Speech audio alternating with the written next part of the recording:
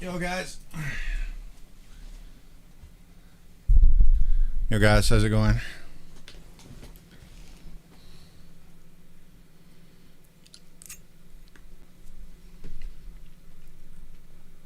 One sec.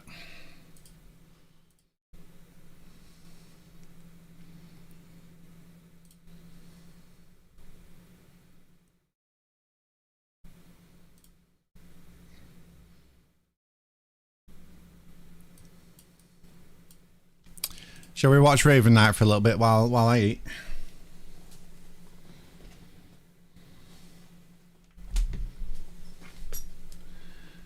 Oh, shall we watch Raven Knight for a little bit while I eat, boys? Where's the chat?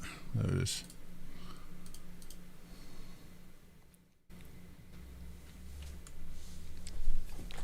I'm eating still right now. That's why my camera's not on. When I finished eating, I'll put my camera on and stuff.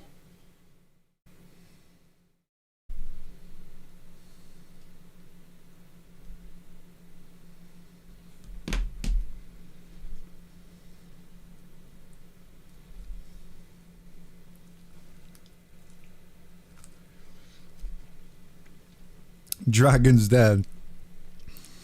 We're watching Dragon's Den. What am I eating? I'll show you quickly.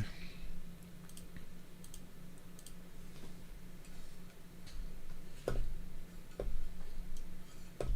the fuck was me?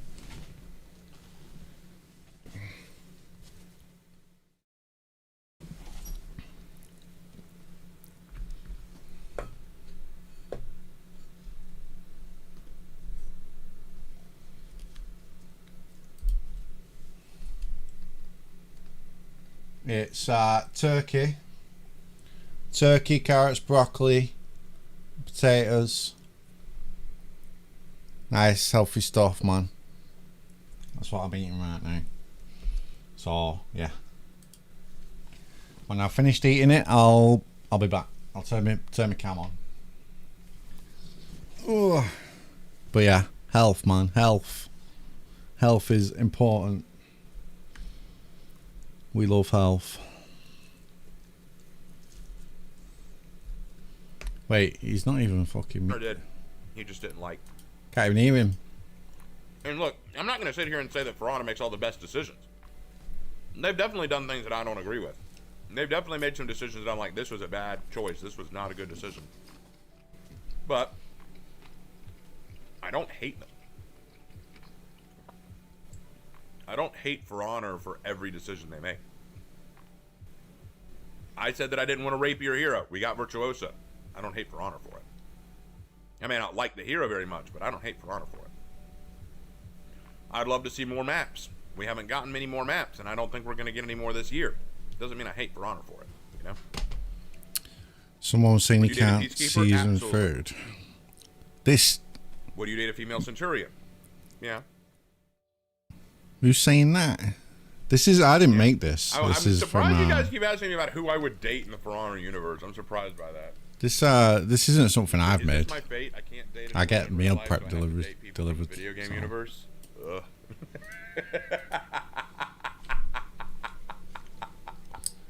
Such is the fate of Raven. Oh man. You're doomed. Who would you date in the foreign universe? I guess we're just asking if Raven will date all the women in For Honor now. Oh, okay. Well, are there any women in For Honor I wouldn't date? Let me think. Oh my god. Here we go. I probably wouldn't date female Hitsukiri. I'm worried she'd kill me. Probably wouldn't date Shaman. She'd fucking bench press you. I'd have to housebreak her, and that's not something I like to do with my dates.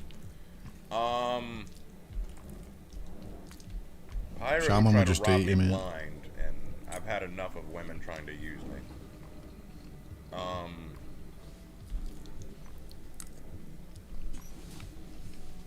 The rest I think are okay. Hero trailer is out? Yeah, we reacted to the trailer. I did a whole video on the trailer. Who's excited, man? For the new Would character. you date a Catholic Swedish woman? I know I am. I'm excited. As long as she doesn't mind me being Protestant, yeah. The only character I wouldn't date is Virtuoso. Seems like Female either an Goki? I mean, egomaniac yeah, or just a gold I would. digger. I don't see her as a gold digger. Egomaniac, yes, but then again, there are other women in For Honor who are egomaniacs too. I like my BBWs, so I'd be down for female Shigoki to be fair, man. Dating a shaman is basically obsession. If it don't Dating wobble, I'm shaman not interested. Is, making an agreement to date your dog. When they say who let the dogs out, they're talking about shaman. Do you still train in Muay Thai? Yep. Yep, I still do.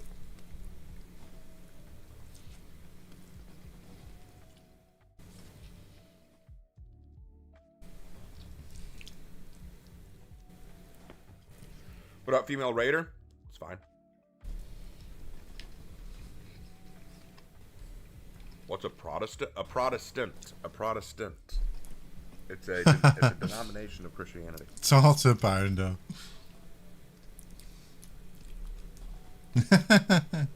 While we're on topic, what did that barrel do to the Arakure? Oh, the one she hit in the trailer? I don't know. She was probably just trying to look tough. Female Tiandi's an egomaniac? How do you figure? I don't see her as an egomaniac. Oh man, this food is so good, guys.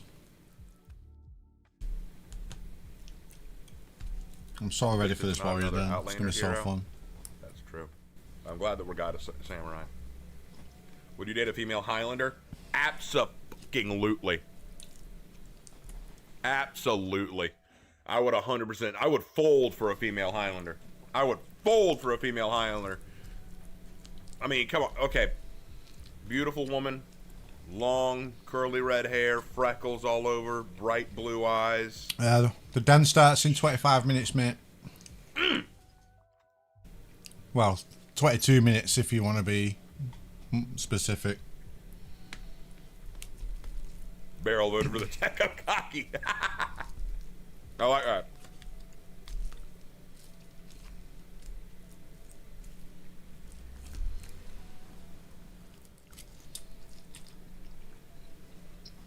One of her feet has her screaming out, "You are weak." 22 minutes until we see the juice. Until we get the juice.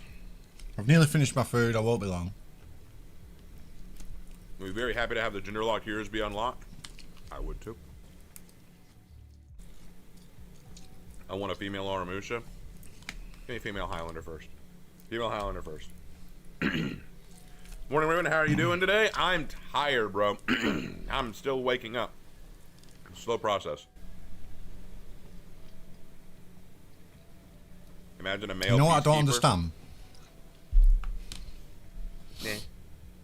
I don't understand how people are still complaining about gender lock in 2026. It's literally like, don't get me wrong, obviously it would be great to have all, like, you know, variations. I think everybody would prefer that, but it's not been a fucking thing for 6 years, man. It's not been a thing for 6 years, so why are we surprised that it's not happening right now? August 2020, I think, was when Warmonger was released.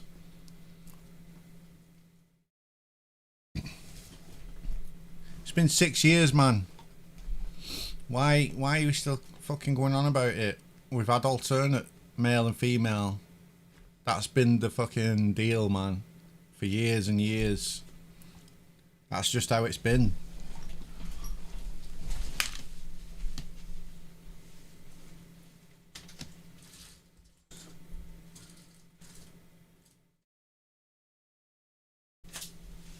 Obviously it would be great to have both, but like you've got to think about the cost and resources. Would you rather, you know, we're still getting fucking we're still getting content and characters. We're getting 2 characters a year. Think about the cost of like having to do 2 models, 2 probably like face models, 2 lots of armor variations, and not just armor variations at launch, but armor variations going forward in the future. like, it's just so much more time, money, and resources which need to go out into other stuff. So, like, it's been male, female for years. Why the fuck are we still complaining about it, man? Just saying. I'm sick of seeing it, man. And you know what? It only seems to be when a female character gets launched. You don't fucking hear people complaining about it when Duran was launched. When a male character's launched, you don't hear fuck all then. It's always when a female character is launched, dude, and it's so exhausting to read. Like, I don't understand it. Why are people scared of female characters? Why are you scared of females, man? Is it because you've not been touched by one? Are you scared of women? I don't understand. Like, explain to me, please. Do you not feel as masculine if you can't play, you know, try and, like, portray yourself in your character? I'm saying, what is it? I don't understand. Hang on, let me fix my camera.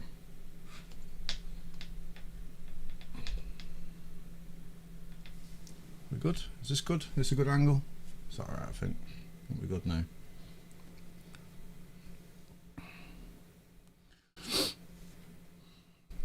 People scared, females in general. Yeah, I don't understand it, man.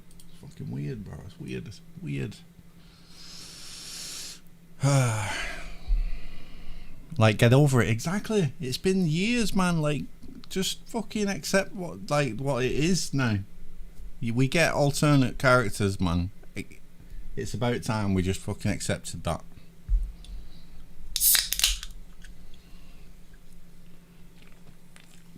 And the next character is obviously, it's going to be a knight.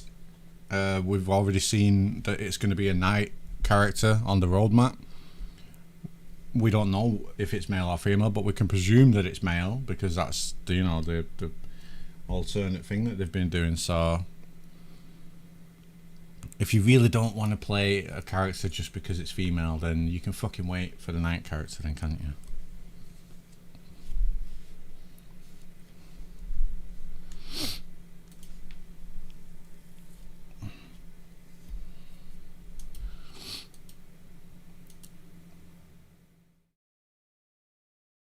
Gotta split the G. What do you mean, man?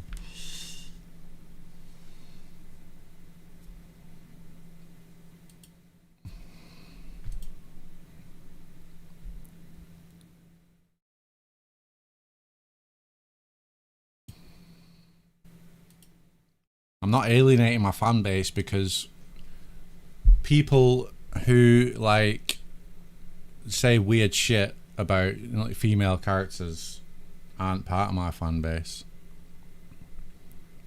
and they're not welcome here. To be honest, if you're gonna say weird shit, like I've had comments on, you know, the reveal trailer that they did yesterday. Like, some of the comments are like just disgusting. Like, not even like they're just disgusting comments, and it's like, nah, get the fuck out of here, man. You're not wanted here. Don't get me wrong, it's okay to be like, you know, it's okay to have a preference, but like just straight up shit talking is just, yeah, it's a bit different, innit?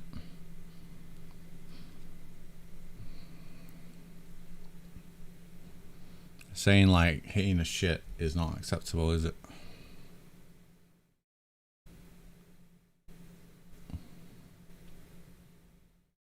I get it, yeah. You know, we've been asking for a fist fighter for a very long time, and there's probably a lot of people that are like, oh, I wish this fist fighter was like fucking Baki Hanma or something. Like, I don't know, like you're expecting some big fucking Yujiro Hanma kind of character that beats the fuck out of people. I don't know. But hey, there's always hero skins. You know, hero skins are kind of like a solution to the people that complain about it. So we might get a male hero skin for the new character in the future. Who knows?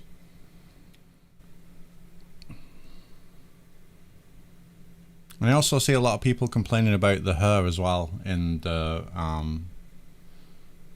trailer, the reveal kind of, you know, but that's like default loadout. You've got to think like these characters come out with so much variations and different like masks, helmets, outfits, all kind of shit. Can't judge a character's fashion from the fucking default loadout from a trailer, you know.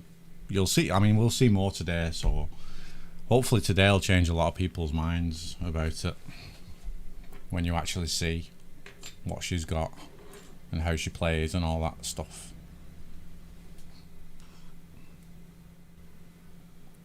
What's the problem with wanting more male characters in a medieval fighting game? Well, it's not that. It's like it's been alternate male and female for years.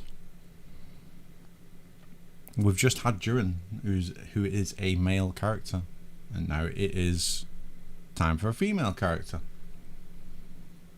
But it's like I said before, it's only when the female character comes around to getting released is when all the people come out of, you know, saying dumb shit.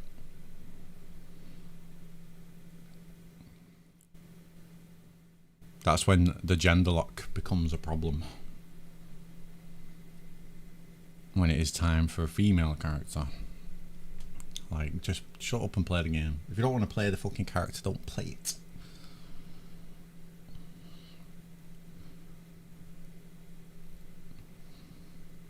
It's like I said before, man, it costs, you probably, you have no idea how much it costs to make 2 versions of a character. And like I said, you've got to think about armor variations for both, and you've got to like think about the future as well, where more armor variations are going to come out in the future, and then they've got to make twice as much. You know, it's a fucking lot of workload, money, resources.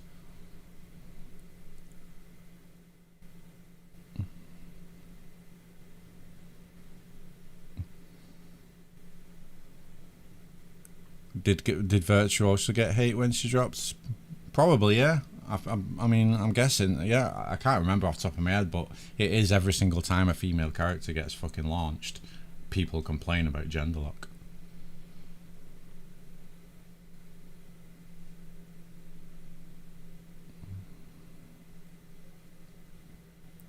Anyway, 20 minutes until 22 minutes. Is it 22 minutes? Yeah. 22 minutes until the Warriors Den reveal starts, and then we can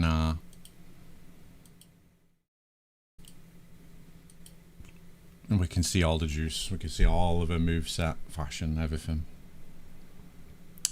I'd totally be down for a female Shigoki. I would love that. But obviously it's not going to happen in terms of having like a, you know, just a full female variant with loads of armors. It's obviously going to happen in the form of like a hero skin, which is completely fine. There's nothing wrong with that. You can customize a hero skin just fine, so I'd be happy. I'd be down for a female Shigoki hero skin for sure. And a female Highlander. That'd be sick as well.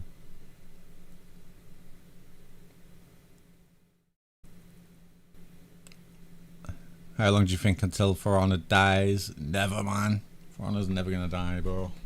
Game's too unique. It's got too much of a passionate fan base still, even though, you know, some of that passion is in the wrong place, but passion's passion. People still care.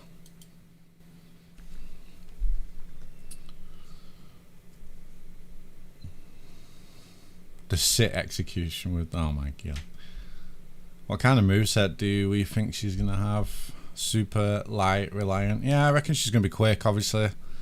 From the trailer, we saw like a bunch of punches and kick to the groin. Superman punch. I reckon she's going to be pretty fast-paced.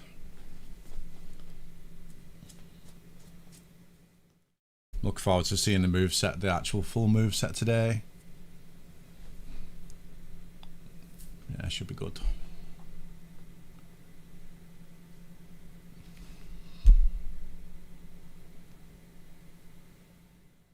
Right, let's see if the den is ready. Do we watch the den on... We'll watch it on YouTube because Twitch is full of fucking ads and it pisses me off. I hate Twitch.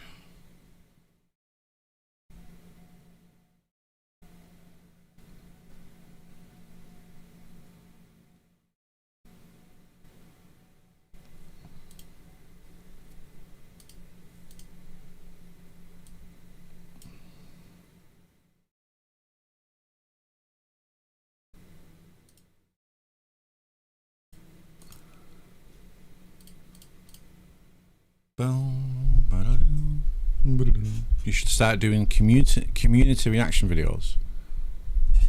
What does that consist of? What do you mean? Community reaction? What does that mean? Reacting to what? Like community clips or what, gameplay clips or what? Like, what do you mean? Elaborate.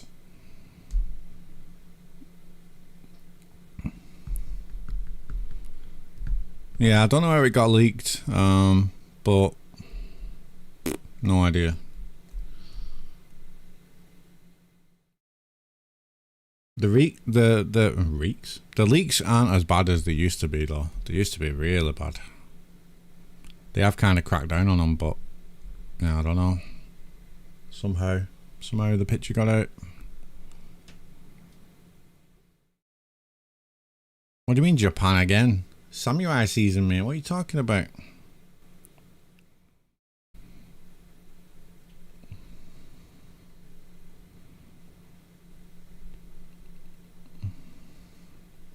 Anything to do with the FH community? Oh, okay.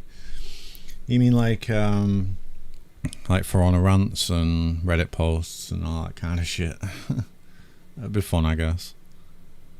How do you feel about the decision for Tonfas? I feel like the Tonfas are much better than the Claws because there's just much more options offensively and like defensively. You know, with the Tonfas, obviously you're guarding your arms, and you can also spin them around so that it gives you that extended range.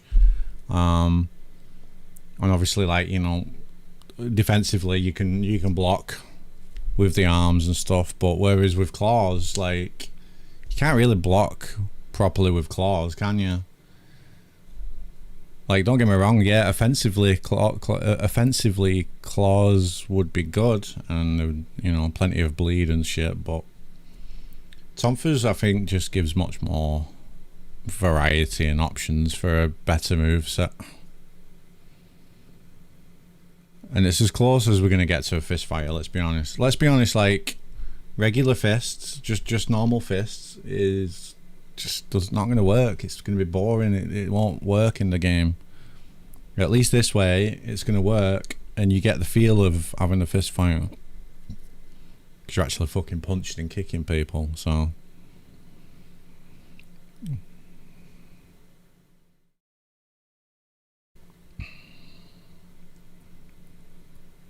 Night hero predictions. I'd love like a big two-handed mace. Exactly. I'd love like a big two-handed mace, like a big Warhammer kind of fucking thing. I don't know. I'd definitely love a big two-handed mace. Like I just want an absolute unit with a big fucking mace weapon. That'd be sick. I'd be happy with that.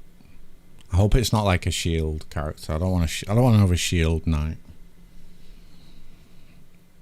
Stream starts in, well, technically it starts in 5 minutes, but then there'll be like a 10-minute countdown. So the actual stream starts in 15 minutes. So.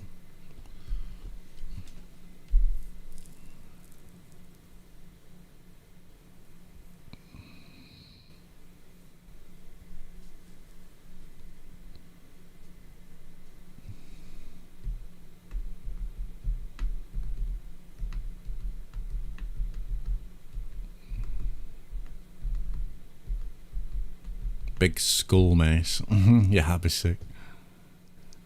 We need another community game like Warden Fight Club.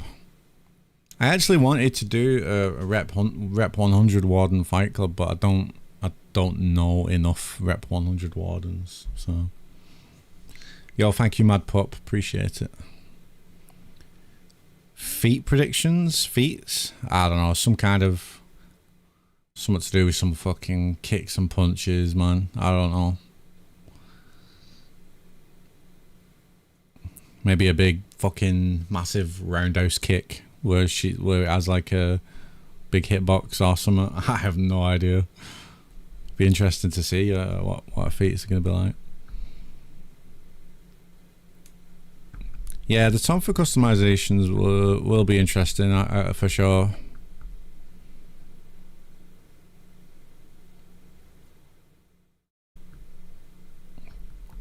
Rep 30 Warden. Nice. Keep going, man. Keep going, brother.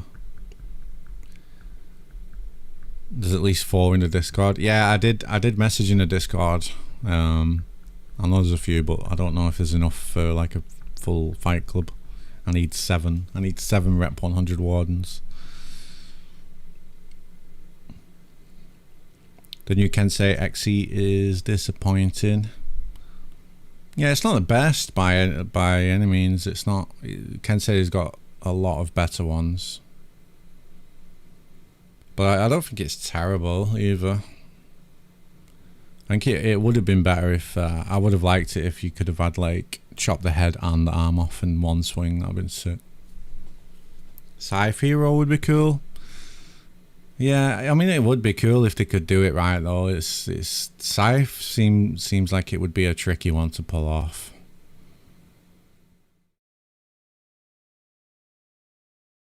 Hope you enjoyed your break.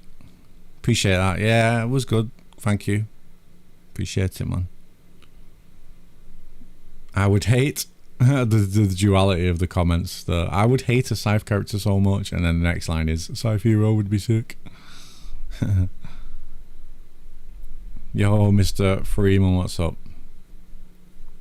Collection is back is sick. Yeah, my shelves. I love my shelves. I love my little office here. My new office. My old one was a bit small, but I've got so much more space and stuff here in this room. Fist Hero when? Next Thursday. 7 days. FH2 is not needed.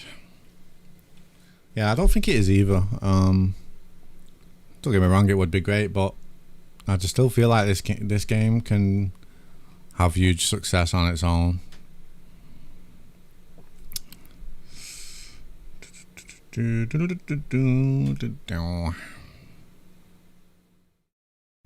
Ranger Hero? Oh hell no. Not a fucking chance, mate. You're looking good. I appreciate that, Miguel. Thank you, man. I'm feeling much better, you know, since I started eating well and going to the gym. Feel so much better in myself.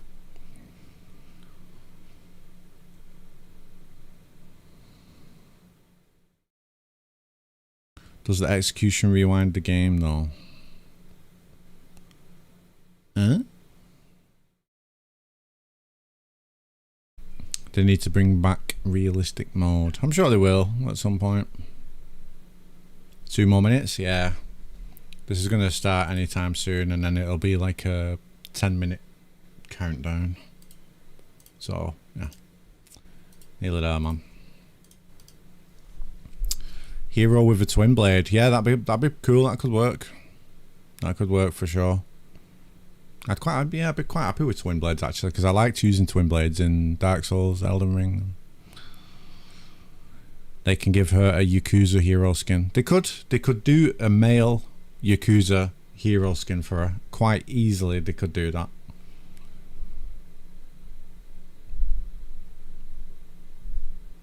New hero is an assassin or hybrid? I'm gonna go with hybrid, but I don't know, to be honest. I'd say hybrid though, maybe. What's your opinion on your new hero that we saw just from the teaser? She looks cool. She looks badass. I'm happy with the weapon choice. So first impression is good, but it just all depends on the moveset. How she plays. Is she fun to play? Is she fun to play against? Because that's important as well, right? You know, is she fun to play against? Because, like, I don't enjoy playing against Duran. I don't know about you guys, but I don't like fighting against Duran. I find him very annoying. So it's important that she's fun on both sides. Have I got any other For Honor items other than the Warden's helmet? No, just my Warden helmet and Apollyon's helmet. That's it, really. Her seems a bit weird. Yeah, but that's just her default loadout. That's not going to be a her on every single loadout. She's going to have multiple different, I don't know, masks, helmets. I don't know. She'll have all kinds of different styles. And we're going to see that today anyway, so. Fire a barber.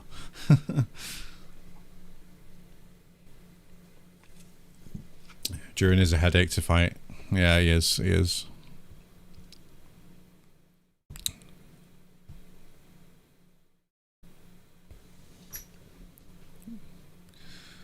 Fortunately, we're live, so we'll be leaving the stream. No worries, mate. Catch you later, man. Take it easy. Probably do a recap video after, so you could probably you can catch the recap video later if you want to.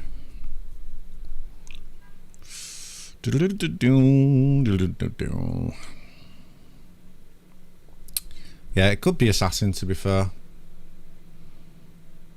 When will the next hero skin be? I think we're getting a hero skin next week, aren't we? Are we?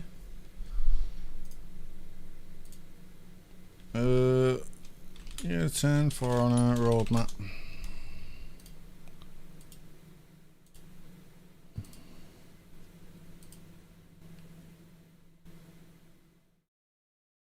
Yeah, we're getting a hero. We're getting a samurai hero skin as well next week with the new hero. No idea what that's going to be, but we'll see that today as well. We'll probably see the hero skin as well. So, wait, are we getting a hero skin? I actually don't know. Wait, I actually don't know. 1, 2, 3, 4, 5, 6, 7, 8, 9, 10. I don't think we are actually. No, I don't think we are. Next season we've got 2 night skins. Outlander hero skin. Yeah, I don't think we are. I'm sure they said 9 hero skins, so that's 1, 2, 3, 4, 5. Not this because this is new hero. 6, 7, 8, 9. And then that's new hero as well. Yeah, I don't think we are getting one. No. Yeah, because we got Sohei, didn't we, in title update 1, but for some, like in the first season they did hero skins on both parts, didn't they? So because they did that Assassin's Creed crossover, so we got the Griffin hero skin and then we got more. 6, 7, bro. Mods ban him. Nah, don't ban him really. Imagine a Conqueror hero skin. I'd like to see that. Yeah, I mean Conqueror's a respectable character. I wouldn't mind if he got the hero skin. Yo, Cos, appreciate the kind words. Thank you, man. Did they show the fashion already? No, we're going to be seeing it today. We're going to be seeing the fashion today. Why has it not started this? This is supposed to have started by now.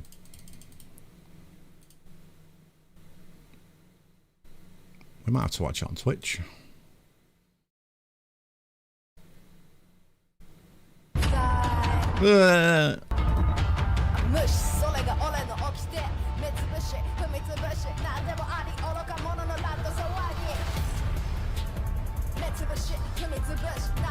Wow.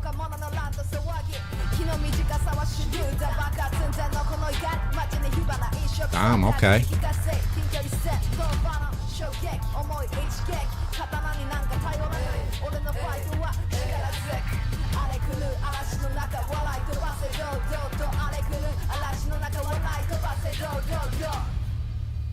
Damn, okay. So we're just dropping fucking tracks now, like that. I was kind of sick.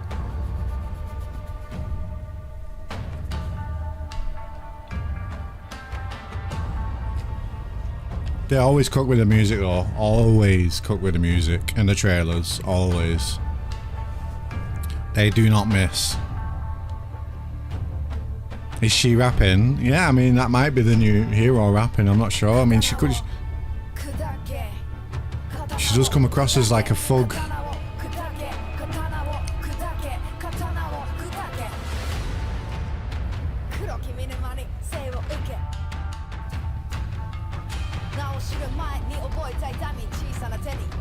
I'm digging that.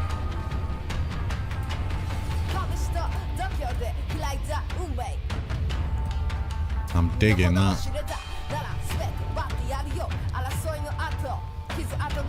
I better not get copyrighted, actually. Better not fucking copyright me.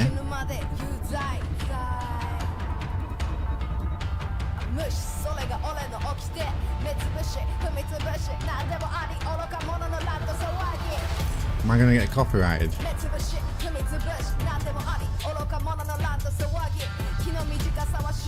Oh well, whatever. Copyright me, bitch. Hey, hey, hey.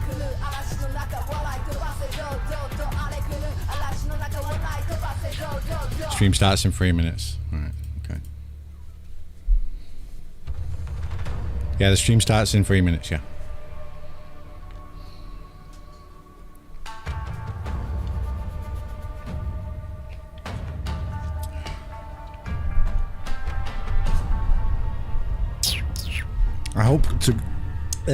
I hope to God JC nerfs during. I'm getting PTSD.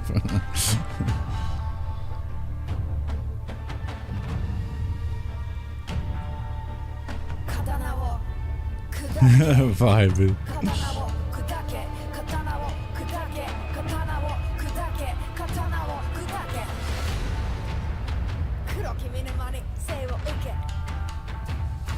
Fucking like it, man. It's sick. Why is this not started yet? On YouTube. We're just gonna have to watch it on Twitch.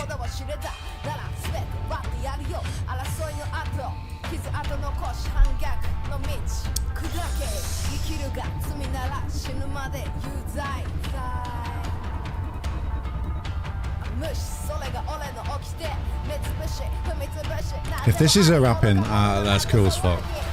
That's really fucking cool. Imagine if she has like an emote, like a free emote, roll emote, where she just starts rapping on dead bodies. That'd be sick.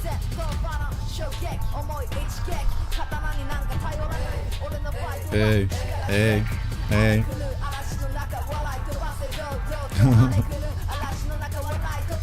Yo, my day's been good, man. Thank you. How's yours been?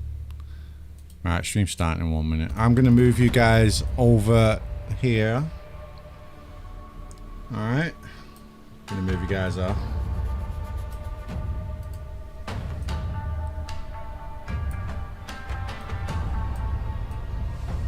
Hey, hey, hey, hey. Oh.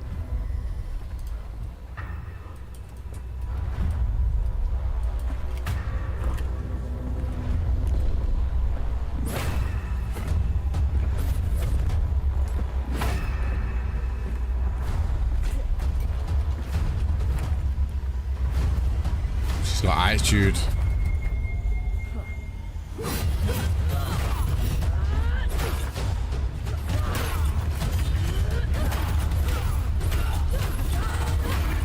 Bosh. Fucking sit down, lad.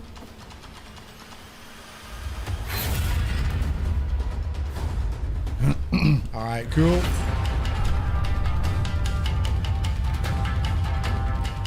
Let me know how the volume is.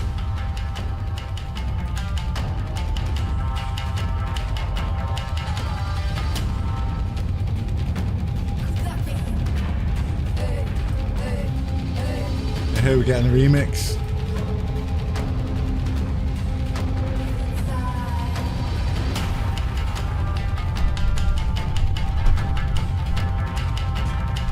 Hell yeah. I like that. Volume's good? Sweet.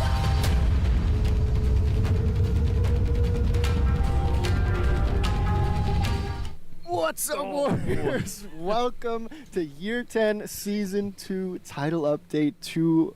She looks incredible. I can't wait. She can't wait. I can't wait to talk about her. Joining me today, we've got Nolan. How you doing, man? I'm doing great, thank you, Anthony. And hello to everybody out there. Listen, I gotta jump into my normal spiel because it's super important, because we've got a big show for you today, and we want to make sure you get all the drops possible. So make sure you go out there and you link your UBConnect account to your Twitch account. That way, for every 30 minutes you're with us today, you're going to get a scavenger crate. Yo, Holden, and thank you for the Punisher Squad membership. At the end of the show to win a grand prize of either 100k steel or the new Eric Curry hero.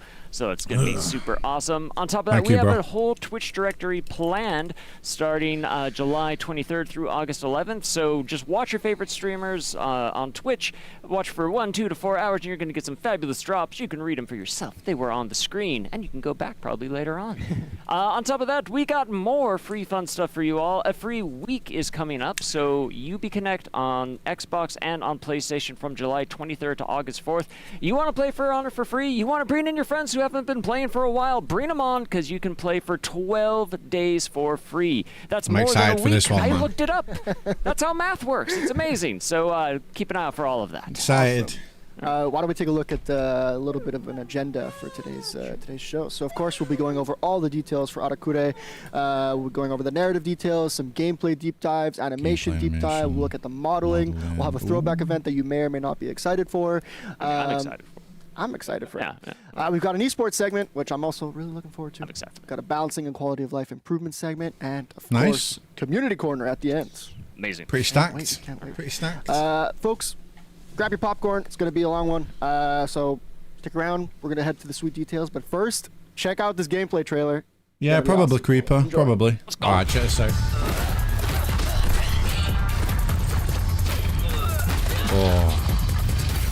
Oh, nice.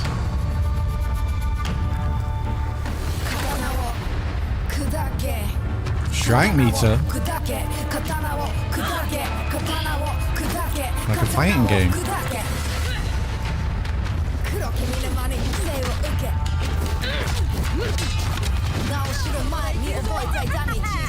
Ah.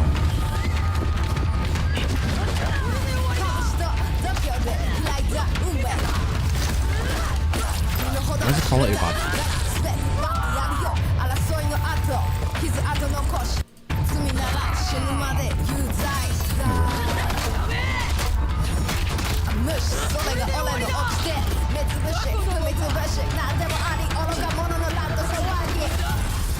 Holy shit.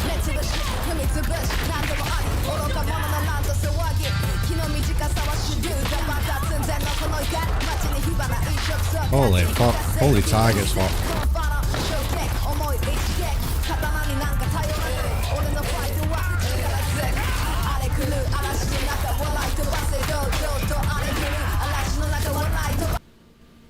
No, what are you doing? Okay. Wow. What the fuck?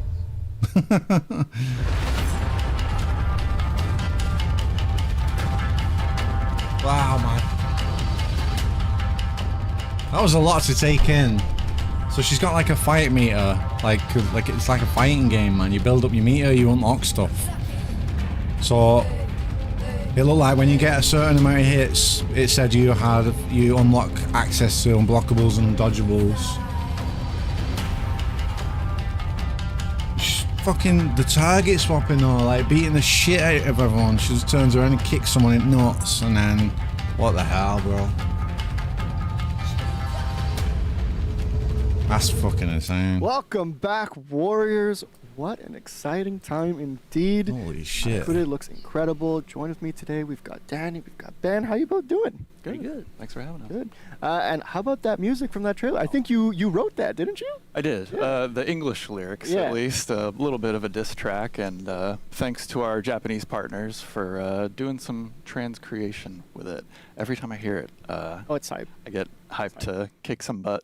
I want a shadow box every time I hear it. Yeah. Why don't we jump into the seasonal roadmap real quick before we jump into everything else? Yo, thanks for letting me know, Buff. So let's look at TU2, since that's where we are landing. On July 23rd, you can expect the Arakure Hero to be released. We'll also have a free event pass going from July 23rd to August 13th. Arakure's Audacity. Starter Dominion is going to be coming back from July 23rd to August 6th. Now with 5 maps in the rotation, we've got Kang Pass, Citadel Gate, Riverfort, Canyon, and Temple Garden is back. Plus, we added Stamina, Feats, and Revenge based on some feedback. So let us know what you think. Type on the Reddit, wherever we're giving the feedback. We also have a throwback event from August 13th to September 3rd, and we have some Hero Fests for Berserker, Virtuosa, and Jormungandr. So, why don't we jump into the narrative side of things? You want to give us a quick recap of what happened in Title Update 1? Yeah, for sure. Previously, For Honor. That's it. So yeah, our focus was shifting. Where was the live back stream? into the Right here, mire, bro. where the Mongol presence was increasing quite a bit because of a alliance happening between the House of Dokuja and the Khotun. But there was a bit of a bloodbath recently, thanks to our friend the Oni. So that alliance was weakened quite a bit because bodies were dropping, and quite a few of them were leaders from both sides.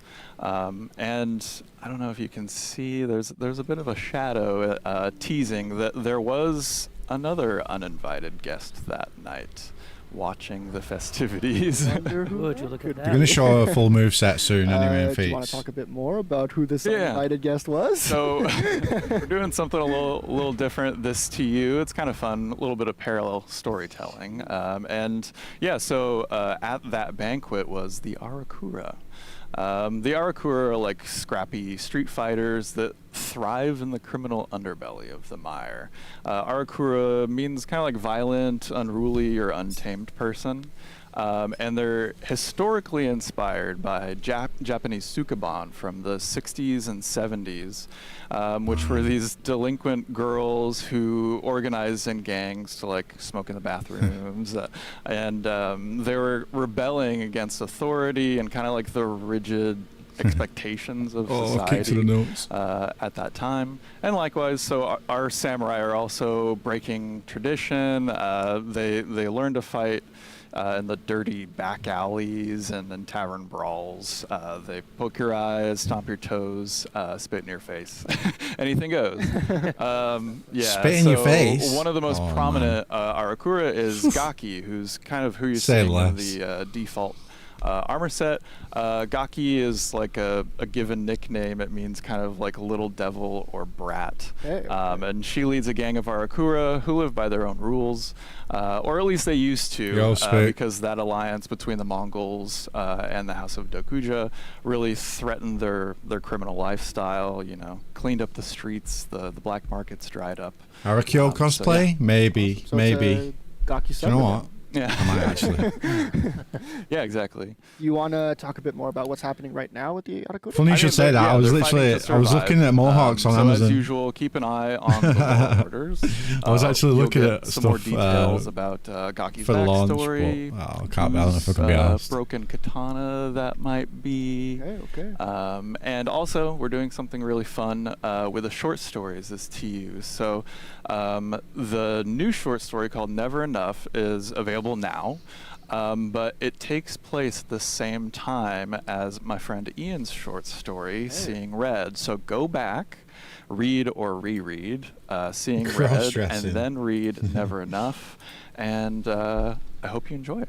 Ooh, okay, so it's like a dual perspective. Yeah. Okay, That's that's, really that's cool. cool. That's Yeah. cool. Danny, I want to jump to you Yes. because Arakure looks so unique. Are you Yes, able it to does. tell us a bit more about what inspired her aesthetic? Yeah, definitely. And the first thing is their backstory. Also their attitude. It's too hot right now for a and Mohawk. also their desire to Fucking- fight. And on top of that, the fact that they lived in the streets now It's- as well. Didn't I like don't that know. a lot. I say that, but I'm we wearing a also hat. used a But reference you from know, the UFC boxing scene and is she gender like, actress locked? that did, like, toss Chat, and is she badass gender roles. locked? So we can check more in detail. We've not how had she gender looks. lock since So the 2020, clothes by are the way. relatively simple, but we find out the wear and tear and all. But I wanted them to be recognizable, so they borrowed, if you know what I mean. Wink, wink. Some element from the samurai they adopt. It's like not the been manpo 6 to years, protect by the way. jaw. They have the kusazuri, I knew it, on one leg, and sode on their arm, small sode. The knee pad that they stole from the suneate part, and the cloth of the rest of broken the sword's ikatari cool. that went through a lot of adventure, to say the least. And the blade on their back is inspired by Gaki's story that Ben mentioned. And it actually became a ritual that they do to be part of the group, and they all wear one. Basically, they just have to break a katana. Where they get it, you will find out. But it's another symbol that represents the desire to break with tradition. And then Ben talked about the Sukiban. It definitely resonated with us as well. The strapping you see, for example, around the chest, Ria is inspired by them. It's as they were trying to hide the femininity as a statement against a man's world. Nice. The tonfas and fighting style brought up some ideas too, of course. Like we wanted her to move freely, so the arms are not covered and very mobile. We wanted her to be muscular too. I just don't because she packs a punch, understand how of people are course, still surprised but have the muscle to when support it's the been hip 6 too, years, because man. you have people like Shugo or Logren They on the field. alternate male and So we female every we year. needed some meat. Takes Yeah, turns. right. Yep. I don't understand. People only You ask wanna this talk a question bit, when it's a more female about, character, though, her as well. hair? That's the weird thing. Yeah, of course. It's They it's don't a big ask that when the feature, male character so gets launched. Being this rebellious group, I'm not we even needed getting into something, it. It expressive fucking does me head in. fit their attitude. So what better than hair? Yeah.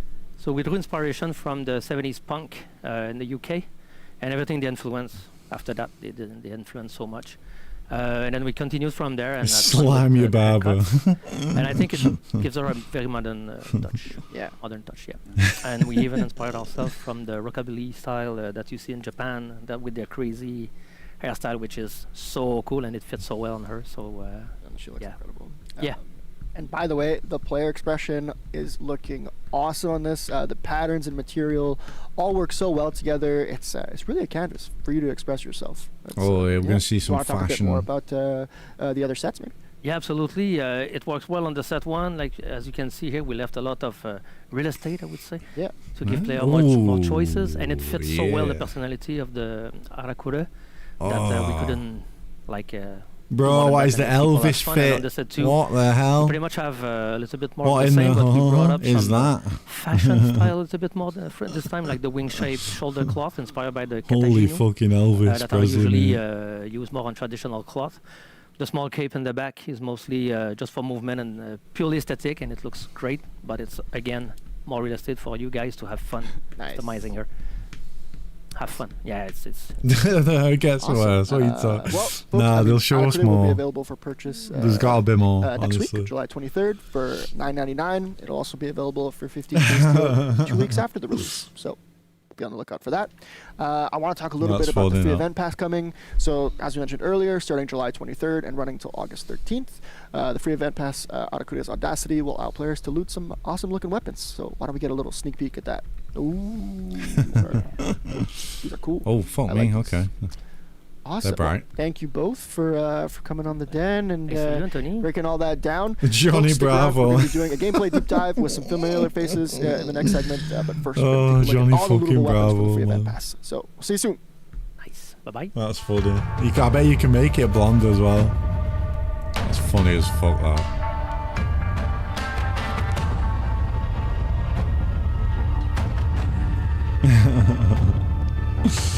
Johnny Bravo, that's a throwback to my childhood, that.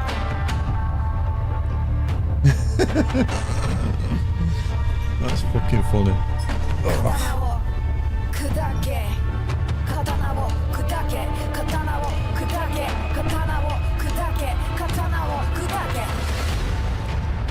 What do you mean three females in a row? Are you saying Jiren's a female?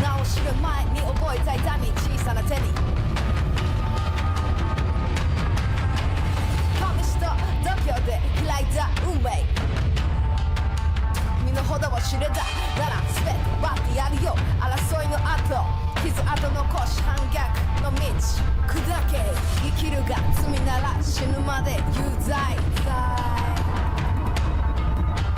無視それが俺の掟目つぶし踏みつぶし何でもあり愚か者のラッド騒ぎ目つぶし踏みつぶし何でもあり愚か者のランド騒ぎ気の短さは手榴弾爆発寸前のこの怒り街に火花一触そうか言い聞かせ近距離戦ドンバの衝撃重い一撃刀になんか頼らない俺のファイトは力強く This is the new character music. I'm not playing this in a different tab. This isn't my playlist, mate. Don't look at me. It's not me. It's on the stream, okay? This ain't my playlist, man.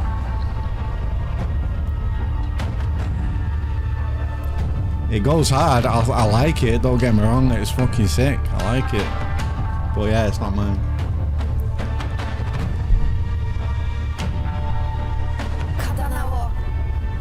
I'm at work. Oh. Why are you not working, mate? Why are you watching this? Get some work done.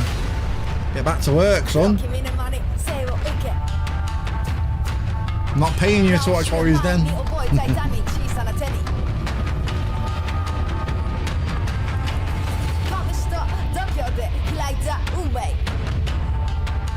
You're gonna mute it.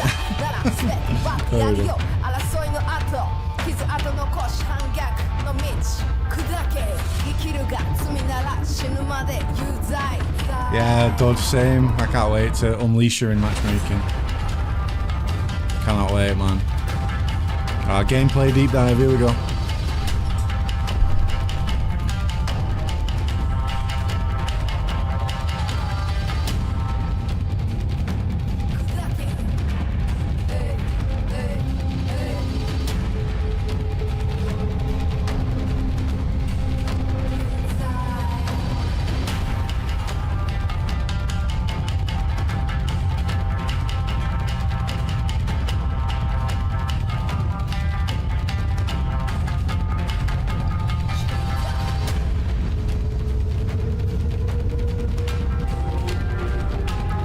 Oh, that's fair enough, Lego. That's fair enough, man.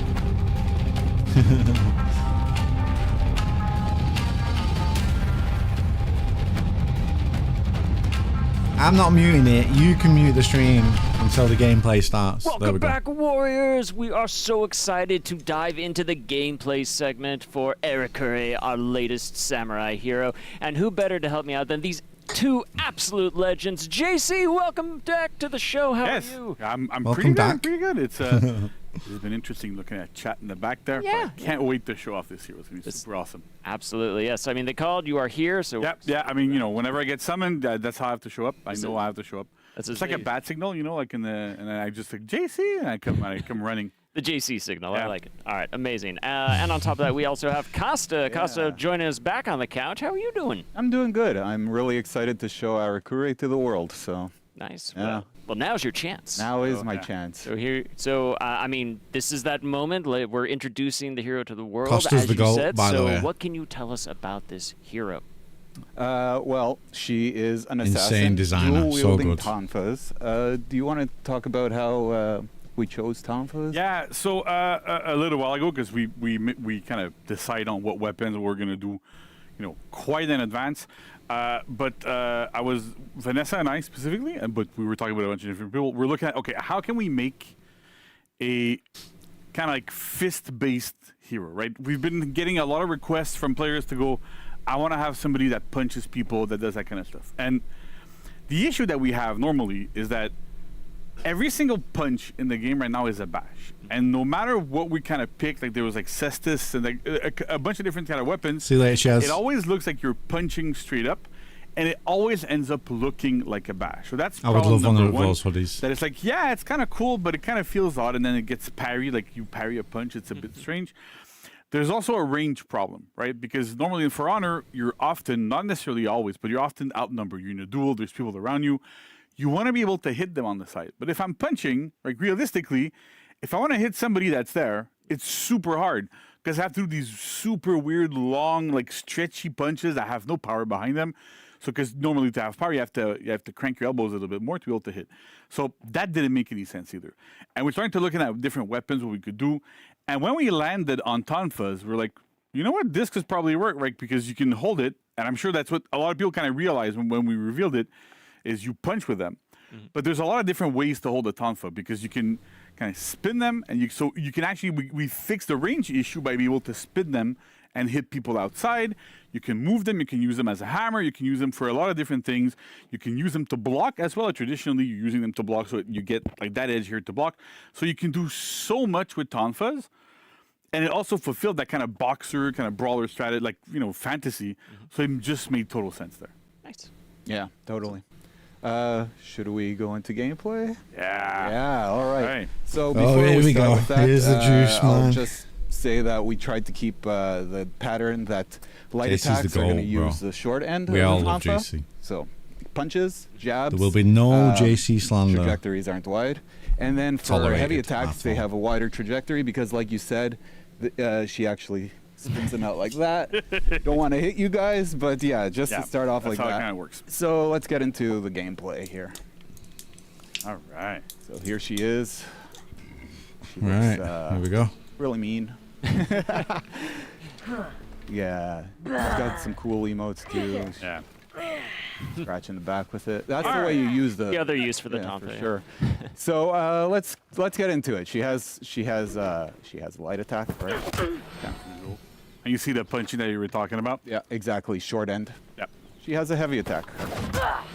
And I don't know if you noticed this, but she spins the Tonfa too. So it looks really cool like that. It's really just really neat animation with that. Yeah, it's amazing. Like the detail, we're gonna have like Vanessa and Michelle come in later, but like the amount of detail that we have on those animations to make her look super cool is unprecedented. It's really, we're really excited. Okay. And from light, you can go into heavy or light. So like I could do light into heavy. I could do light into light. I could do heavy into light or heavy. So heavy into heavy. Heavy into light. That kind of all works out, right? Yeah. Pretty simple, like a two-hit hero. Two-hit hero. We're stopping here, right? We did all this stuff. We had like these big crazy Tonfas. That's a deep dive, everyone. That's a hero. Yeah. All right. Thanks. We'll see you at the next segment. Wow, it's like water. We never stopped there. We never ever stopped. I'm gonna show you her sprint attack too. Sprint attack. It's on the light input. I'll do it on my end so people can see what it looks like when you're. Actually, just a little bit of a jump with the cross Tonfas there, so people. Yeah. She's got a nice zone attack too. It's quick. Pretty good trajectories on it as well. And she has something else. Yeah, she has at least one more thing. I didn't. At least one more. One more. Okay. I didn't show this because it's part of the reveal, the slow reveal. Yeah. So when you hit someone with any attack, even a bash, cool. She gets a combo light follow-up, a guaranteed light. So, for example, right there. All right, okay. So like a roach's... No, but you get a little 1-2 kind of thing, right? Exactly. You get it after lights, you get it after heavies? You get it after lights, you get it after heavies, you get it after bashes. So, for example, if I do a light into bash, I get the combo right after. Okay, cool. So yeah, so it makes sense, right? So every single attack that she has, you get a small confirmed light afterwards. Exactly. Deals a little bit more damage. Kind of looks cool. You get a 1-2 punch. Everything that's cool. There are only a few moves that she cannot gain into the combo lights. Mm-hmm. They are called twin strikes, but we'll get into that soon. We'll get into that soon. Yeah, okay, yeah. Cool. Let me show you some of her dodge attacks. All right, cool. Right? Yeah, basic kit. All right. So far, so this good. one's my favorite. It's a nice. Ooh. So that's funny, right? Because I remember seeing, because I'm Straight in the online flops. for some reason. This is true. Yeah. And I ended up like there was a lot of comments because that specific move is in the trailer. Yeah. And I remember people going, I really want her to have it. Guess what she does? She got it. You want to clown on some people you don't like? Oh. Go and have fun. Yeah. But not only that, if you unlock from me, we also, added a little kick in the butt. Oh, okay. So we had some fun with it. Yeah, Fun with it. So that's a bash. Yeah. It's undodgeable. unblockable, right? Unblockable, sorry. We have an undodgeable forward light. Yeah. Front dodge light. Yep. That's quite a bit Superman of range as well. punch. Like you can get it from like pretty far. Sorry. Yeah, go ahead. Yeah, Go really ahead, good show me. peeling tool here. Yeah. It's undodgeable, so often enough, like you get into situations in group fights where people keep dodging away from you. So she can catch up and say, Nice. no, you That's ain't forward going. light, undodgeable. Yeah, exactly. Interesting. Like Just Tiandi. like that too. That's- Just like that. Yeah, exactly. So That's even. something to add is after all these moves, like I said, the combo strikes happen. Combo strikes always lead into the finishers, the chain finishers. Okay. So you could, for example, you could. Sorry, I got lost there. So I could just keep doing that. For example, I'm always going into my finishers. I can dodge out of them. Don't worry. Yeah, I know yeah. people are going, but I can dodge Out of them. So basically, that creates kind of like a faux infinite. Yeah. Right. You could only. Like it works off of like heavy light, heavy light, heavy. So it's kind of cool, right? Because you have to commit to that little extra attack. You deal a little bit less damage on your attacks because there's that little extra. Yeah, strike the afterwards. camera's covering the But it still damage feels kinda numbers. Exactly. So that's kind of her false infinite there. I mentioned twin strikes. Yeah. And the way that you could think of this is that twin strikes are true finishers to her moveset. Okay. So anytime I do a twin strike attack, that's the end of my chain. That input can be done at any point in the chain. So if I open, I could go into my twin strike attack, end the chain like that. So how do you do twin strike attacks? Because you've shown me everything now, and now I'm Shown you confused. everything. Yeah. But so I had to create other inputs for twin strike. So to enter twin strike, you basically enter your chain, and then you press back on the left stick as well as your input. So light, heavy, or bash. Okay. So let's start with the light. So I'm gonna go light into the twin strike attack. Okay. And notice how she attacked with both tonfas there. Is that why it's twin strike? That's why. That's why. Yes. It's Like again, the narrative team is showing their pure genius here. Love it. Ben Like did a being great job looking with at that. stuff and going, you know what? This is twins. Exactly. Yeah. So we got the twin strike Yo, light Chaz, that I welcome back. showed you. This is a 400 ms. It is enhanced. All That's scary. her lights are enhanced except for the combo lights and the opener lights, by the way. Oh, good. So okay. it is enhanced, and there's a dodge cancel after. Oh, okay. Yeah. So for example, Show me. so I could do light into twin strike into my Okay. dash, for example. So what's also interesting to hear to see is that you just showed it.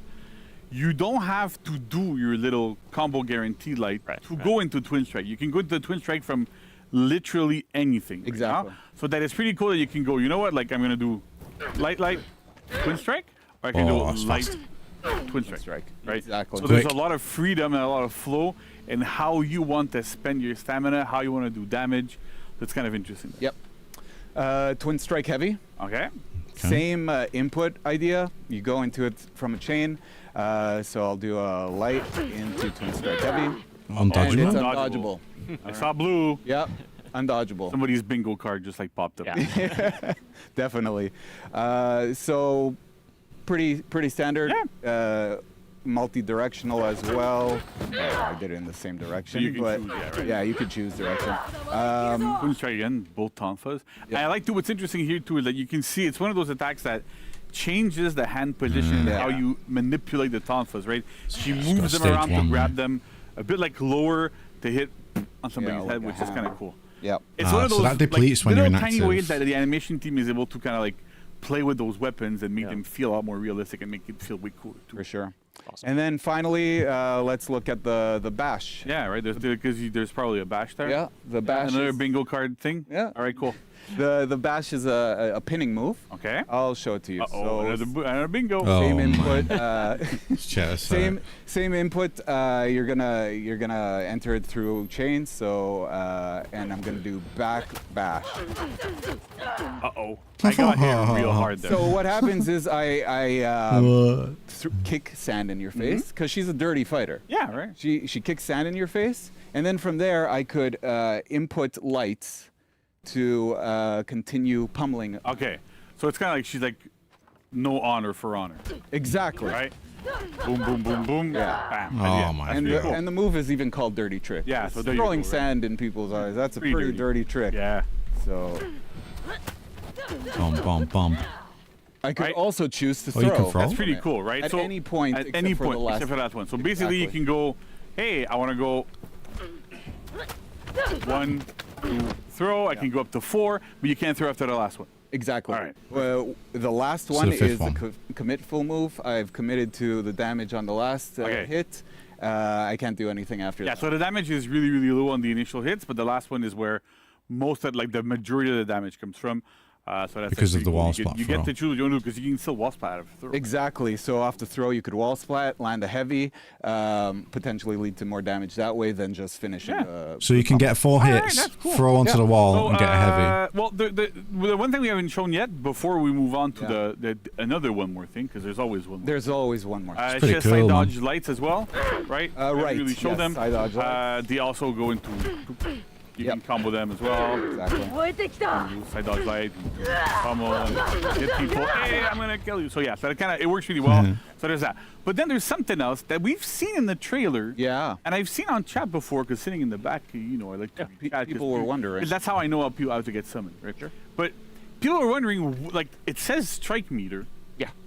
And I see a little, like, kind of like swirly under. No, it's 4 because there's 5 your little overall. widget there that tells you what stance you're in. So what is that? Yeah. The 5th one is the one where she jumps Yeah. up top. The mythical strike. This is indeed the strike meter. So if you look under my widget, you see I'm filling up the strike meter all the way to 2 little nodes. All right. And you could see the nodes above in my Yeah. health That's it. bar And there. if I had them, so I can go and get them like really quickly there. Yeah.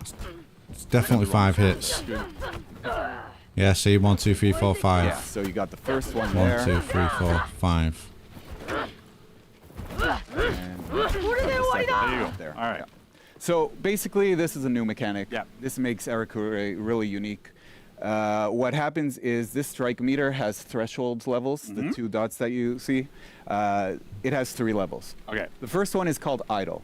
And the way this works is it's just the base moveset. Yeah. What we've shown you up until now.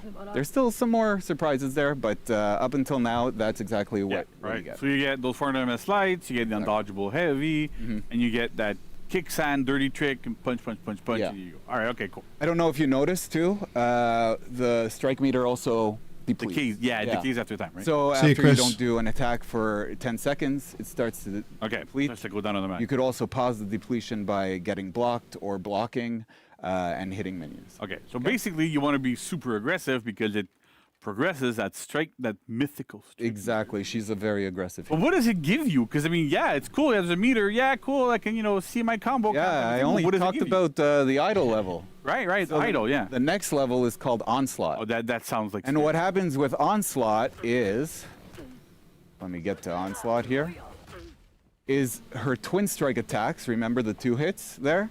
They become armored. Bingo. So, armored light, and then Heavy. armored heavies, Cool. and You're gonna get what else? You get armor on that bash as well. you do. That's good predicting there. But not only Damn. that, you also get a shield because it's a long pinning move. Yeah, here. I want to make sure you kept it. Yeah, exactly. Because it's a long pinning move, you're stuck in it for a while. Yeah. So we also give you a 70 HP shield. Okay. So that you Oh. could be in a team fight and withstand a few hits. Yeah, and you take armor too, right? So you gain armor while you're like Ooh, damn, punching, okay. Exactly. leaving whatever out of somebody, but you also get a shield. Yeah. So It's gonna be scary. if there's people around me that would just want to wall upon me, well, they can, but the odds of them depleting 70 HP's worth of damage that quickly might not work all the time. Exactly, yeah. Wacky, it's So, been 6 years, man. That's okay. So then that was Onslaught. What's the last one called? The last one, it when you glows see blue, this so that's even beautiful, scarier. when you see this beautiful blue glow, Yeah. you know you've reached the ultimate Okay. stage. So I in wonder what ultimate means. Ultimate means that on top of the onslaught properties, so armor, you also get unblockables on those. Okay. So show that to me because I'm a bit scared. So here you go. We're gonna do heavy into back. Your backlight is armored for an Unblockable MS light. Yeah. Okay. And unblockable. Unblockable. Yeah. Armored unblockable for an MS light. Sure. Yeah. Okay. Oh, that sounds fuck nice. me. Yeah. Okay, And dodge that's nasty. cancelable afterwards, right? Dodge cancelable. Okay, cool. Yeah. But then, okay, so now I'm scared though, because did you mean that everything gets unblockable? And it yes. keeps what it had before? All the twin strike moves get unblockable. So what happens with the heavy? Well, the heavy gets unblockable too. Like you see. So is that unblockable, undodgeable, armored heavy? Yes. Yeah. Okay. Yeah. Unblockable, It is an undodgeable, and unblockable, armored heavy. That's insane. Undodgeable, armored attack. Okay. How do you think the chat's doing right now? They're probably freaking out, which is Maybe a a little good bit. thing. So, just to calm everybody down, because I'm sure I'm not seeing it, but I got a couple of nods from the back, so I can kind of see it. So, here's the thing: to get all these properties together to create that absolutely crazy pressure, right? You need to get your strike meter to max. Yeah. So that's step number one, which is not always the easiest thing to do. You have to get into a fight and have that maxed out. If you get into a duel to get it maxed out, typically there's gonna be like one hit left or something. So it's not crazy impactful in ones. It's a bit better in group fights, but still. The other thing is that there's almost no range on that attack, meaning that like you can't just go backlight into or like whatever into it because there's basically zero range. Yeah. So like That's there's almost no okay. range here. So you That's can't use it okay, to then. catch people to do these things. So we really looked into balancing it so the damage output wasn't insanely high, but also there's very, very little range. So you have to be That's careful not when you too use bad, it. It's then. really for focused 1v1 engagements.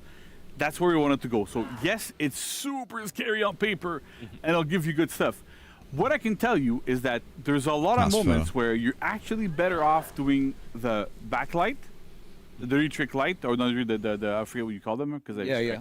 twin strike light. Yeah, sorry. light, yeah. Because that brings more and more and more pressure, right? The twin strike light, because you can dodge cancel, you can front dodge cancel into an undodgeable light or into the bash. You can kind of cycle and keep that going and keep the vortex of it as you want going through it, but you have a choice. Do I get a little bit more damage off the heavy but it ends here? Or do I go for that light and keep going and keep applying pressure? So there's an actual game plan here that kind of makes sense. That's super interesting. And yes, it's scary. We wanted it to be scary. Getting to that strike level again is not the simplest thing, right? There's a lot of stuff going into it. You might kill people before you get to max, and then it ends up being wasted. You have to work to get it to keep it full. So it's just overall, I would say give it a chance. I know it's super scary. I know it ticked off like a new bingo card because I'm sure nobody had unblockable, undodgeable armor on their bingo card, but then probably somebody's gonna put that. What do you mean? Is this a but that's feat? not how it Have works, you but not then been listening? There's the dirty trick as well, right? Dirty trick, yes. Yeah. So what does it get at? dirty trick, it gets everything you that it deflect got what? off An of unblockable? onslaught. Oh my god. Gets everything it gets off of onslaught, but now it's completely uninterruptible by bashes as well. So from the community, like from players, because internally it's completely different names because we didn't know if people were going to call them that. Yeah, the meter is in like 1v1. two types of armor in the game from players' perspective. Right? It's There's part of a hyper kit. armor and there's super armor. It's not a hyper feat. armor is what she gets at onslaught. So that means you trade and you absorb kind of like normal hits, but bashes will still go through. Super armor means absolutely nothing will get you out of this spot. So it's scary because it's kind of dangerous. There's a reason why we almost never use it because you can get stuck in situations where people are going to throw a shit ton of attacks at you, and then what are you going to do? She looks 'Cause insane, though. Because you're in that state where you can't get out of it. If that's too long, it's essentially a death sentence. Right. Because you don't get the damage reduction, you don't get the hit stun, all that stuff. So it's a bit scary. But in this case, it's interesting because you get that shield and you get super armor. So you literally cannot knock her out of it when she goes into it when she is in ultimate. Again, that's kind of scary. But we went that way, right? Because we wanted to make sure that normally you want to use dirty tricks to raise your strike meter like pretty quickly. It's the most efficient way to raise it up. Yeah, because you get the most hits on it. You get the most hits on Which it, right? is why we're giving her those combo lights as well, just so that it helps you get your strike. Exactly. So it's a whole theme around this hero. Yeah. Right. Like, but then I we want to know- make sure that when you're at on ultimate why would you still use it? Because I'm like, well, okay, I already got all my stuff. I get better damage off of other options. So why would I use this one? Well, no, there's a reason to use it. It also is really good for setting up ganks and stuff. She sounds broken on But it kind paper, of works quite well. Nice. Amazing. All right. but I don't that's think it for that, she's but as bad Did you as also broken as want it to talk makes about out to be. Flex too? Yes, Oh, yes. Right? So, So- let me throw you top heavy because I know She's an it's assassin. fucking insane could seeing this deflect, yeah. shit, you gotta get a heavy, I get a heavy. right? So Or but just Or- wait until you see her in game I could and get do a hands on, shortcut right fight into dirty against her. that's really dirty. Yeah. Yeah. So she does have Look at me deflex. making She jokes. is an assassin. Yeah. So she's an assassin. She gets deflects. Yeah. Super cool. And you get Average a nice little 3,000 short- players. Yeah, not a It's chance, pretty mate. dirty. Indeed. The fry Dirty crackers. fighter. She's all sorts of things. So, but it's pretty. Maybe cool. on Yeah. Steam Now, is only. there You're another looking one at more thing? Steam 'Cause I remember, only okay, so numbers. There is, yes. I'm a very perceptive person. Uh-huh. And I That's looked at not the trailer. including yeah. you And it also Connect said something about consoles. target swap. Target spot. Now, specialist. Yeah. It's a specialist. She's a specialist at target swapping. So what does that mean exactly? So when you target swap with Arakure, she has dedicated moves for the target swap. Okay. We are calling them lash out attacks. Okay. And basically the way this works is from a target swap, as you could see in the video playing, she has access to 3 different lash out attacks. Okay. She has access to a light, a heavy, and a bash. So her lash out attacks, the heavy one gives you a lot of forward momentum. You could go to the next target that's pretty decently far away, and you could catch up to them, reposition yourself in the fight, and be able to hit them with your lash out attack. The light attack has a medium range, so it's not as powerful in the displacement, But it's faster though. but it's fast. Okay. It's still 500, but it's a faster movement to where you gotta go. And then the bash, by nature, bashes are unblockable, and it has the shortest distance. Okay. So Essentially, one of the reasons why we put this in, right, is again, I have the tonfa here, right? But you have this weapon, and target swapping is something that, like at some point you start doing in For Honor, and you do it with a lot of different attacks and a lot of different things. But then with this, it's like, well, how do I control group fights? Yeah, Is there some heavies, but the range is is there still some a little arguing bit in the limited. chat? Some And we wanted to division. make sure that she had tools to handle being outnumbered. It also works really well with her lore and stuff. They're like, really scrappy fighters, get into a lot of stuff. So it's interesting to have that kind of function. So we looked at how can we make her effective in group fights? Press How can 1 we if you make love her. feel good Press when 2 she's if you outnumbered? hate her. And this is Press what it is. 3 It's if you super think she's interesting. broken The only and other hero OP. that has something remotely similar to this is Pirate, and it's limited to her gunshots, where if you land a heavy on somebody, do this right. I'm gonna get memed on again. That's gonna be awesome. But if you land a heavy on somebody with Pirate and then you target swap her In gunshot, fact, can I do a poll? Pirate does the version that she gets when it gets blocked or on miss or whatever. So we kind of were able to reuse that tech, at least on the gameplay side, to make sure that she had different options whenever she targets swap. But there's a couple of rules to it though, right? Yeah. So for example, if you target swap and Seen a lot you of do a ones. lash out attack and it misses, it does not make contact in any way. Okay. You cannot chain from it. Okay, and you need to make contact to be able to do lash out attacks as well, right? Yes, exactly. So I can't just go like with a light, target swap, Okay. and lash out to somebody else. I think one need to won hit that. somebody. Yeah. More there's people always love gotta her. be contact before doing a lash. And Six, is 7, there oh, one ban more thing to do banned. with those? Because there's always one more thing. There's always one more thing. All right. Yeah. Like 10 more things. Yeah. I want you to know. Yeah. Lash out attack scale with the strike meter. Oh, okay. Yes. So that means that at onslaught level they become armored, and at the ultimate level they become armored and unblockable. Blockable. So All right. it's really, she becomes a really great peeler. She becomes really hard to stop in this team fight scenario. Basically, you have to parry her if she's throwing lights. Exactly. Yeah. So That's really cool. I remember when we were play testing this hero, like for a while. I used to love getting into revenge and just going, hey, there's 3 people against me. You're all going down. Yeah. And it worked really well. It was super cool. So it's a really rewarding feeling for getting the strike meter up. Cool. It's a rewarding feeling for putting in that effort, and it's a lot of fun.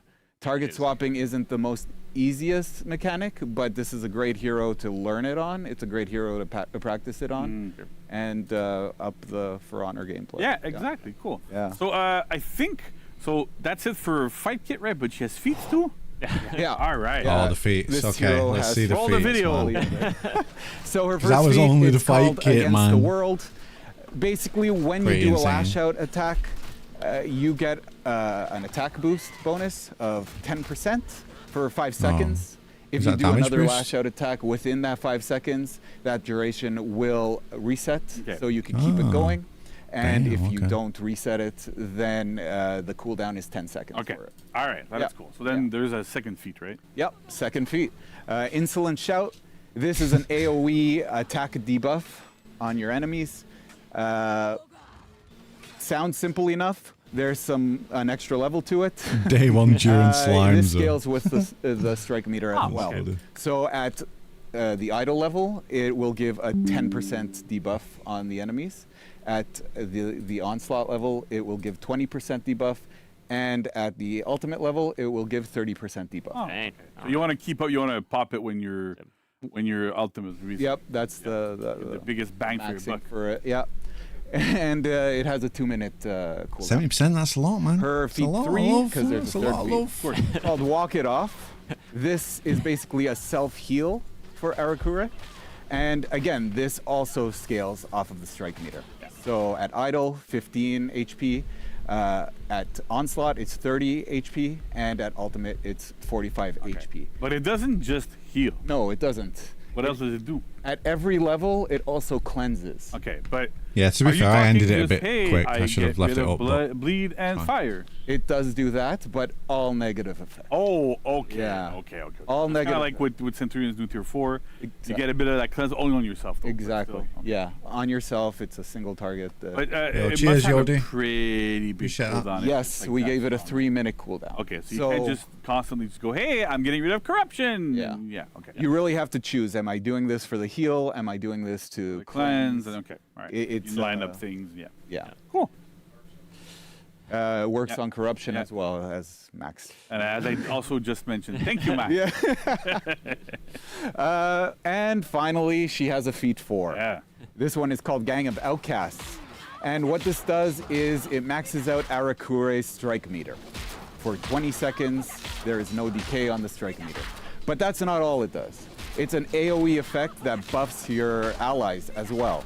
Holy While the shit. 20-second duration is going on, your allies will get enhanced lights, they will get armored heavies, and they will not, attacks will not cost stamina. Okay. Jeez. Yeah, So basically, they become like killing machines just like she is. exactly. Awesome. Yes. All right. Yeah. That's pretty cool. So That- that's awesome. That's by the it. way, I love the way you presented that too, because it almost implied that what if there wasn't a 4th feat? But we definitely had it, so it's good. There was. Of course, There we was. did one. Unbelievable. So How do we cook so unbelievable? we're just really good at it. Yeah, we're amazing. So JC, like an incredible hero looking. There's so much detail and so much depth to this. Like, how do you see Arakure performing in like competitive landscape? So I gonna would see rank her we're gonna get pretty some high in Dominion. Essentially, she's like a really good fashion roamer. soon. Yeah. She's really good at holding points, being able to like capture stuff, being able to like catch people running around like with that front dodge light is really, really good. She's good at peeling. She's good at ganking. There's a lot of good stuff. However, she's rather weak in the lane. Like she doesn't have a lot of big trajectories. Her like you have to lock and try to do stuff, and it's always a bit unwieldy. So she's really not optimal in the lane. She has no real laning support, so that kind of makes her a bit weaker there. And then, as some of you may know, competitively, the general Yeah, they've kinda, shown like, the deflex. accept that idea, and the way that you play the minion is Hey, Annie. you go from your home point to lane to farm for your feet Annie. to get your team's hard points up, Annie. and you rotate back and forth, and you have somebody else, like other people, to do other things. So Arakure is her specialty is more to roam around and do that sort of stuff. So it makes a lot of sense there. But yeah, so in the minion lane, she's not super good, and it's interesting because the strike meter is super cool. But in 1v1 scenarios, typically what we've found, and when we've played with some of our more like pro players that have been able to play the hero a little bit, she ends up like her opponent is basically dead when she reaches max strike, and that's with just non-stop aggression. So if you falter a little bit, if you take a bit more time, it goes down and you don't really get to it. So in 1v1 she's good, but it's a bit harder to exploit all of her toolkit, especially the target. You can't really target swap in a 1v1 scenario as well. So there's like some stuff there that she is not as good depending on the situation, but she's still really, really good. Yeah. Awesome. And there's some interesting choices to make there too. Do I stay at the point, boost it, and lose my strike meter? Do I run to the other points to keep up my strike meter, get into another fight as fast as possible? Pretty interesting. No, we've not seen there's executions a lot and of stuff there. yet. No, We wanted to make sure that this hero had a lot of decision points. we've not seen fashion Like, even yet just and her stuff. flow is like there's a lot of options in and out. Do you want to keep going? Do you want to stop? Do you do your combo lights? How do you spend more stamina? Because the stamina per HP damage is a little bit like high. So how do I spend my resources? How do I work around them? It's all built around this interesting decision system of how. Yeah, do she you has a play her, deflect, yeah. And how do you play her? And the way I play her might be different from how you play her and how you play her.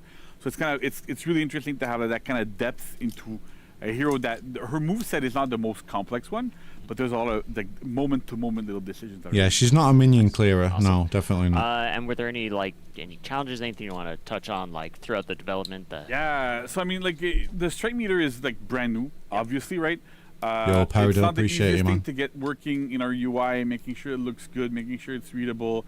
Also, just the functionality of it. Right? We went through different iterations. Deflect's pretty cool. Kind of looks a little bit like Nusha's. Counted as one, and that ended up being that it overly valued light. So how do we kind of change it? So we changed it up. Now there's like different thresholds and like lights and bashes give different amount of like And you meter can go- gain you and can heavy. go into your So chain from we it. did a lot of iteration on these things to make sure that everything kind of felt right. The target swap tech 2 worked, but there was a lot of challenges to how do you make it work, how you decide, like the heavy goes far, the light goes medium, the bash goes low. We didn't always have a bash there as well as an option. Right. So it's like there's a lot of these things that are not super clear that we have to kind of validate as we go through. Like the chain bash that we didn't really mention it before, right. But the bash that you can do like in your regular chains is feintable as well. It wasn't always feintable, and how do you kind of figure out the moveset? So it's interesting. It's not always the simplest thing, but it works really, really well. Your character looks awesome. She looks like a lot of fun. And now I cannot wait because after us, there's a couple of people. It's just a couple of people on the animation team that might have. I just want to leave out a tiny little tease. There's cool stuff they're gonna talk about. Yeah. There's a lot of little Easter eggs, a lot of personality that they've hidden in the hero. So I know these things, but I want to tell them, but I don't want to spoil their fun. I know. Yeah, sure. They're gonna come up here real soon. It's gonna be awesome. Easter eggs. Awesome. Excited for that. Well, very cool. Well, thank you guys both so much for that.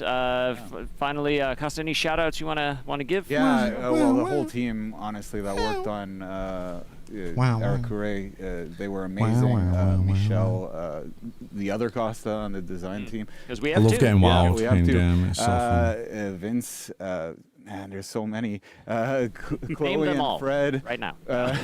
Nico was huge support with the strike meter. Terry, Alex on audio.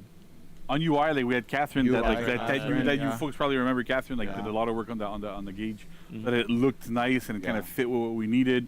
It's a huge team effort all the time. Yeah, the animation team did amazing. Even the marketing team. I want to see the fashion sets. I want to see the executions and the emotes. The gameplay is completely new. It's super awesome. Yeah. So really good job, guys. Everybody's super proud. Yeah, it was an awesome undertaking. Very cool from all around. Well, I'm very excited for that. And folks, we hope you're excited too. If you want to get your hands on Arakure, you don't have to wait long. You got 1 week to go because next Thursday with the title update, she's going to drop. We hope you enjoyed this, but stick around because we have an animation deep dive coming up right after this. Keep spinning those. Please don't hit anybody, and we'll be right back.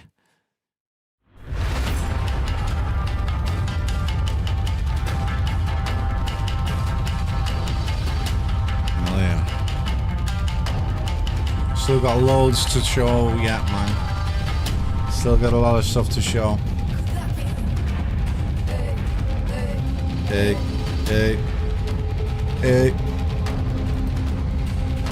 Yeah, she's released next Thursday.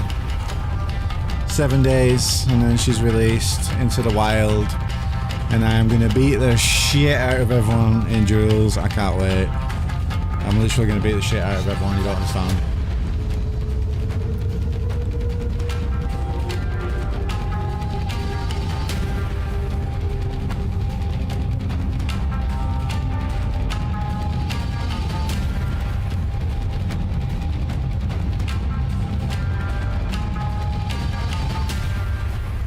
I don't think matchmaking is ready for how good I am on this character, how good this character is going to be, and how good I am going to be on this character, bro. I swear to God.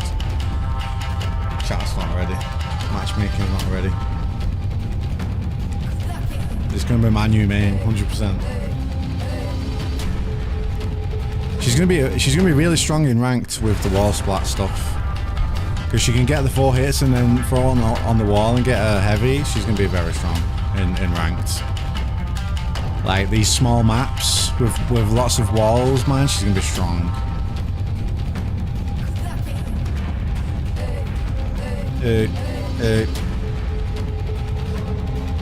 I cannot wait for day 1 duels. Oh my god. I can't wait. Day 1 duels video is going to go hard.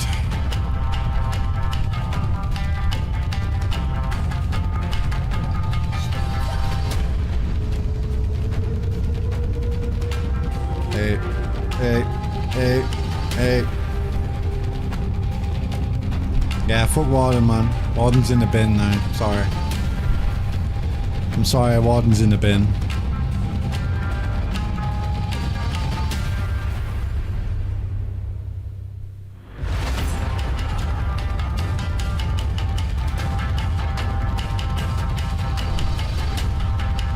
Am I late? Well, you've missed the gameplay, but there's still a shitload of things to go through.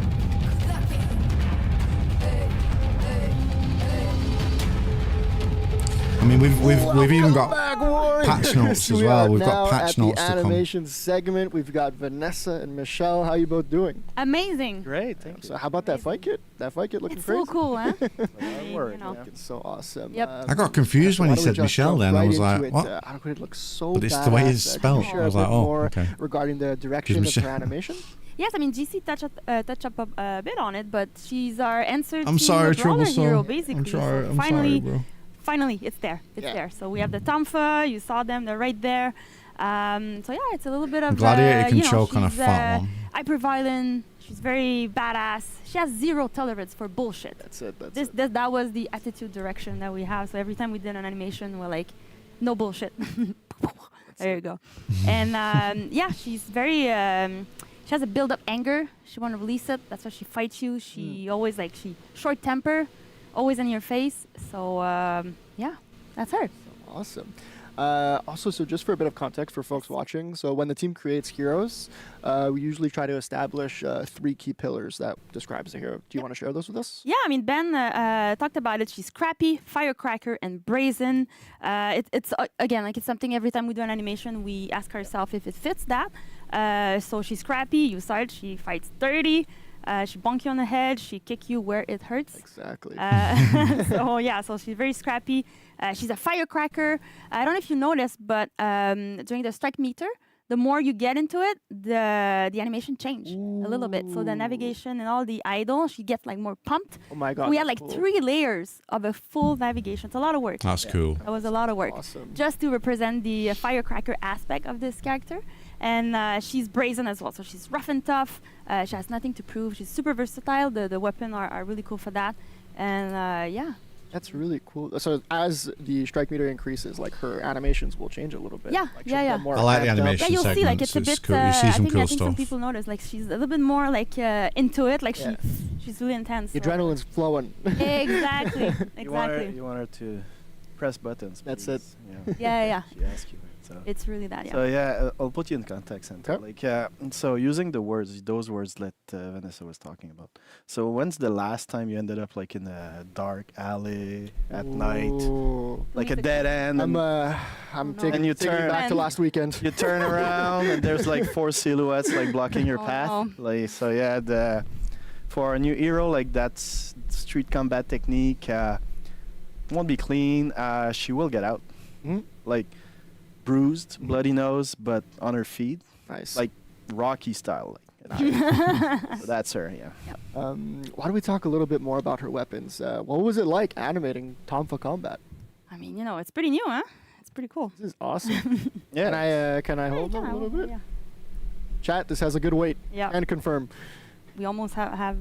I hold Using this the right real now? weapon gives you a lot of ideas, but when we saw the Tanfas, like the weapon length, like JC was talking about, like using lights on this. Has side, anyone ever used any it got Tonfas us before? thinking. Like, has We anyone didn't ever want played to with any lose Tonfas? That strength. Any, of, like, hooks and martial uppercuts artists by in the doing chat? like wide arcs. Okay, I see. So we wanted to keep it like more of a tight. boxing Yeah. style. So what we did is like, so when she strikes, we brought her a little bit closer. Not much, like 60 centimeters. Yep. So it doesn't seem like much, but the added pressure, the feeling feels good. And it's just a little bit more grueling for the Look victim. at her like, fucking being, beating like, shit out of Hugo, in your man. grill. that close Yeah. in your face, so Yeah. that fits the Fuck character. you, though. She has a short range. So we needed to bring her closer a little That's bit. it. That's Yes. it. Super cool. And Hugo yeah, at the end, getting like, you just, battered. like, up, pop back, jump back to create that separation. It works pretty well. Nice. That's awesome. Also, one of her core features is her ability to target swap really rapidly. Could you share about a bit more of the intention behind this gameplay mechanic regarding the animation? Yeah, target swap in Foreigner is an advanced way to play the game. And it's Shadow an Fight. Adequate toolkit. So, I haven't heard of that. yeah, first off, Check I it out. had to surround myself with bots, doing all the angles. A lot of And- controllers. Yeah, That's it. yeah, it was something to test. But when the first thing we noticed when we implemented it is that we could bring that further. Like it felt weightless a little bit, like teleportation feeling, Okay, I see. and didn't feel like grounded and like that she was thinking. She was teleporting more stuff. So and since we're using pose matching and motion matching as a core tech in Foreigner, we felt we're getting away from the animation direction. Okay, I see. So, yeah. Yeah, she's not And then weightless. with weight. Right. We needed weight. We needed her to. So yeah, we wanted Grounded. her to push off with weights, stay in control. It belongs. So the gameplay team built a nice tech that I could trigger animations on the sides and the back, and pick the animation I want to use. So while doing target swaps, so works really well. A tech that will find more usage For sure. in the future for sure. Yeah. That's okay. So that's really cool. So it's basically when she's target swapping between each character, there's custom animations that fit Yeah. all of that. Yeah, because everybody can target swap, but for her, because it's our toolkit, like Michel did all those transition That's and to reach and to add a little bit more weight and trying to not snap Yeah, right. fast and jump. So at least you feel it feels that's really cool. good. Yeah, it's like So she's when you flowing through the play- fight almost. Yeah. I wish everybody was as smooth in the target swap, but for her, I mean that's part of her kit, Yeah. so we put pour a little bit more effort. love. Yeah, It was It looks incredible. looks great. Yeah. worth it, yeah. I want to talk a little bit about this. Word on the street that she's got a pretty cool face-off screen. Do you want to take a look at You heard that? the rumor. Oh, cool. That's awesome. We had a lot of ideas, but we went with the spit in the face. There you go. face off.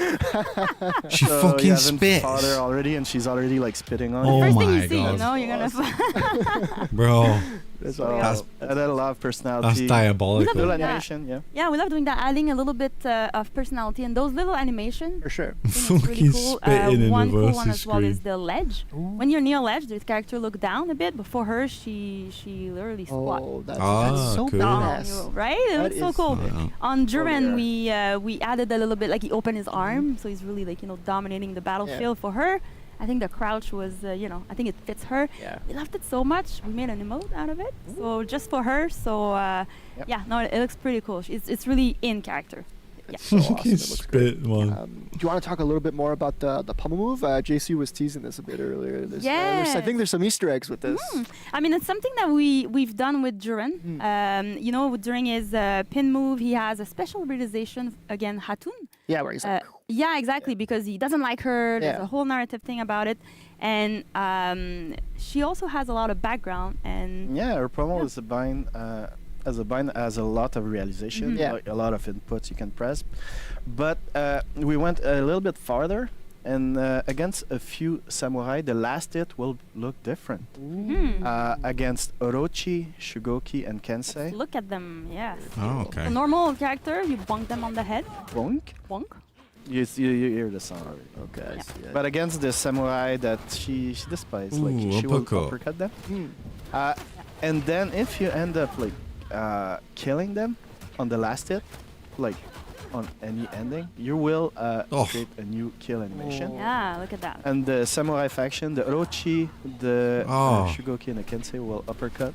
And if you're well positioned, it will That's sick. Oh, that's awesome. Like a mini execution in that. Yeah, it acts as like a Baby. Yeah, and it's love again details like Orochi, Shugoki, and Kensei. She doesn't like them. They're two honorable samurai. Yeah, that's it. So she's like, yeah. That's super cool. That's awesome. And love it when they do fact that details like Legends that. I mean, it's the little thing, It's- you know. it's The pretty legends. fun. It's a cherry on top. When we see an opportunity, jump on it. Yeah. Thank you so much for breaking all that down. Do you want to give any shout outs? Yeah, I mean, GC named the whole team, but Yeah. on of course, everybody was a great help on animation team. Thank you, Michelle. That's a lot of animation on this. There's Nawel as well that help on the hero that work with Michelle a lot. Yes, and Martin as well that did the execution as well for that we're gonna see soon. So yeah, great work, everybody. I mean, it's awesome. It looks amazing. I can't wait. It's going to be great. Thank you so much for Poor coming Orochi, on man, he's and getting giving us fucked. all the He's insights like the new into Larry. the animations. Folks, sit tight because after this we have a special deep dive into the modeling of our new After hero. that But trailer first we'll as be well. showing a compilation of all of Arakura's executions. So check it out. Max, roll it. Ooh. Here we go, boys. Back scratcher. Okay. This is free roam emotes first. Bang. Okay. Done the shot, baby.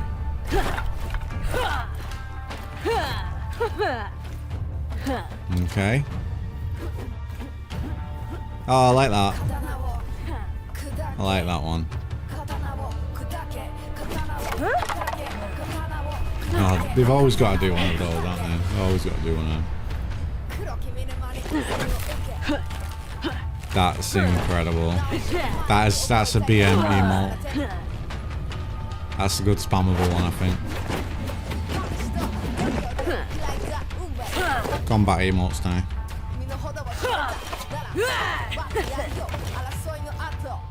Okay. Bit of a stretch. Okay. I like that. Oh, the shadow box is cool. That's a quick one.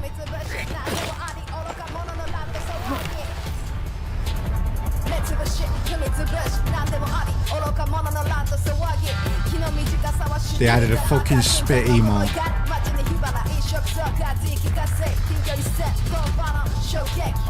They added a spit emote.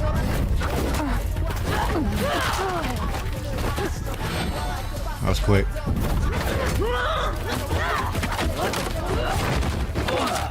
Whoa. Oh, that's a bit nasty, okay. Ooh. That's cool.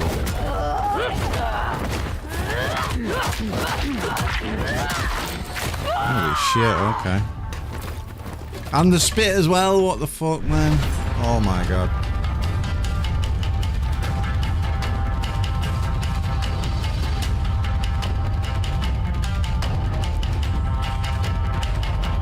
Spit emo is definitely going to be getting me a lot of KYS on the thumbnails, man, I'm telling you. Oh, I'm going to be spitting on motherfuckers, I'll tell you now. I don't care. I'm going to be spitting on everyone, man. Oh, can't wait for next Thursday. Fucking hell. It's funny. That's going to be funny.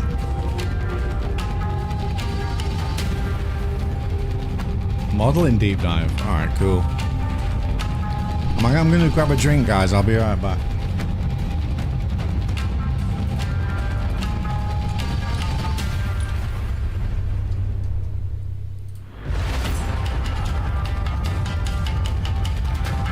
Hey.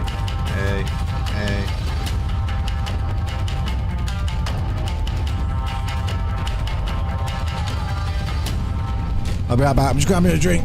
Ugh.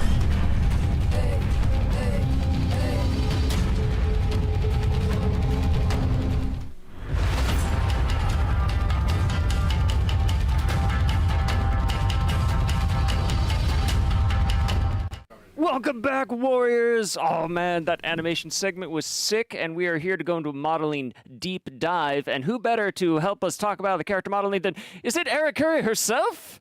Kiara. I think she's called Kiara Kure or something like that. Now, I mean, we have to take a moment quickly off script to address the amazing cosplay in the room. Yeah, she looks Why, amazing. thank you. Nice job. That's an incredible look. How long have you been working on the fit? Well, I'd say as long as the character has been in all our collective minds.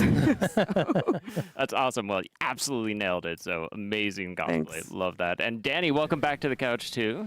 Thank you. And seriously, as an art director, this is like the most fantastic thing that we see when people do fine art or they dress as heroes in cosplay and Comic-Con or whatever conference they did. It's whatever convention you want, please. It's amazing. That's good. So awesome. Cosplay guide confirmed after this. Oh, yes. So folks, again, we are here to talk now more about the kind of the modeling shit. deep dive with this character. Now, That do you want to cosplay looks sick. help us understand what was the process? What hold went on. into Bro, the creation come of back. this Fuck off, Absolutely. man. I'm So back. first, 1 sec. become the character. Be Fucking one with come Arakura. back. Yes, absolutely. But in all seriousness, my job is to reflect the character and who she is and their story and everything through how they treat themselves, but also their Holy clothing. shit. So who she is vital, especially for Arakuri, which is a fierce, close-range fighter. She isn't afraid of getting hurt. She shows it through her scars. You can see new ones, old ones. Her knuckles are raw.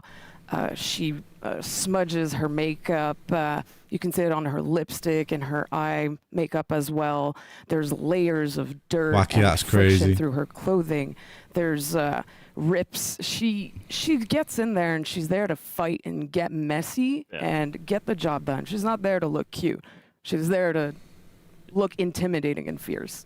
I She think looks you cool as absolutely fuck, nailed man. that. And She looks you well know, like cool. even from everything we see, it seems to tell a lot about her background. I'm drinking like, apple and water. Her story more on that through the modeling itself. Like, what more can you tell us on that? Oh, yeah, Just apple absolutely. water. So her background is her story, too. You can see it in the materials, the pants, the robes. They're all materials that are That's accessible. refreshing. Silks, Oh my God. suedes, anything too fancy really isn't who she is. Heavy woven materials where you can see the I love grain, Dr. Pepper, how bro. the cloth is woven together, the weight of the material, which rigging and animation did a major Dr. Pepper is goated. exceptional I've been drinking this, job though. showing, the Pepsi, scratches caffeine-free. on Pepsi Max, the caffeine-free. metal, the paint chipping, the way No that, sugar, no calories, no the coffee. fur is all matted and scrappy That's and what I've not been taken drinking care quite a of, bit. but still has that like fierce, intimidating look on it. Can we have some? And, Yeah, like, man. Also, There the you go. details that you don't think about. The handmade There you go. embellishments, the Wait, embroideries sorry, my that bad. maybe she did or the people around Right, her open wide. to up that look. Open up. To give personality, There you which go. is something that she's very There you known go. for. And Sorted. speaking of embellishments, Hydration. my favorite part, the tattoos. Oh, yeah. Lily did Would such you look at that? an amazing job at them. Like she designed them, and That's I cool have as the fuck, man. pleasure, privilege, and honor to applying it on her body. Making sure that every piece fits like her musculature, the way the flowers curve on her body to really enhance that like beef muscle look. Oh, shit. The organic fuck, flow of Japanese design as well is super important. And players will notice that every single skin has a little change in them, and that we applied places where you guys can actually change the colors of the tattoos. Why caffeine free? So we wanted to give you a version of I don't that, want to but drink also too a much version coffee. I where already she have has like no tattoos. She's enough just coffee raw during the day, so and full of scratches and full of blood. Wow, that's so cool. Holy crap. I love it. Oh, you think I'm mid-30s? Oh, dude, bro, we're friends, right? You're my friend right now. Incredible. I appreciate so, that. Huge shout out. Like, great job. I wish on I was that. mid-30s, man. I so, wish. I mean, what would I you say wish. was like the biggest challenge in like designing this? Well, not to go back on it, but the hair was really a challenge, but not because of what you would think, you know? Yeah, the haircuts are crazy and like full of personality, which is really I think what we Pepsi wanted, Max is the nicest someone that's in your tasting face soda, and like. not afraid to be who they are. It tastes so But much it's the nicer than little Coke details. Zero, you know? It's every strand of hair that we had to place in. It's also where we And ever want to put since the I've color like that been you getting guys, healthier and players, can stuff, choose. do we want it? If I have a taste of a regular like can of Coke with sugar, it tastes fucking horrible, man. The roots it's like and I all can't believe I used really to drink that all the time. Placement of all those things were really important, and we wanted to give that natural badass look.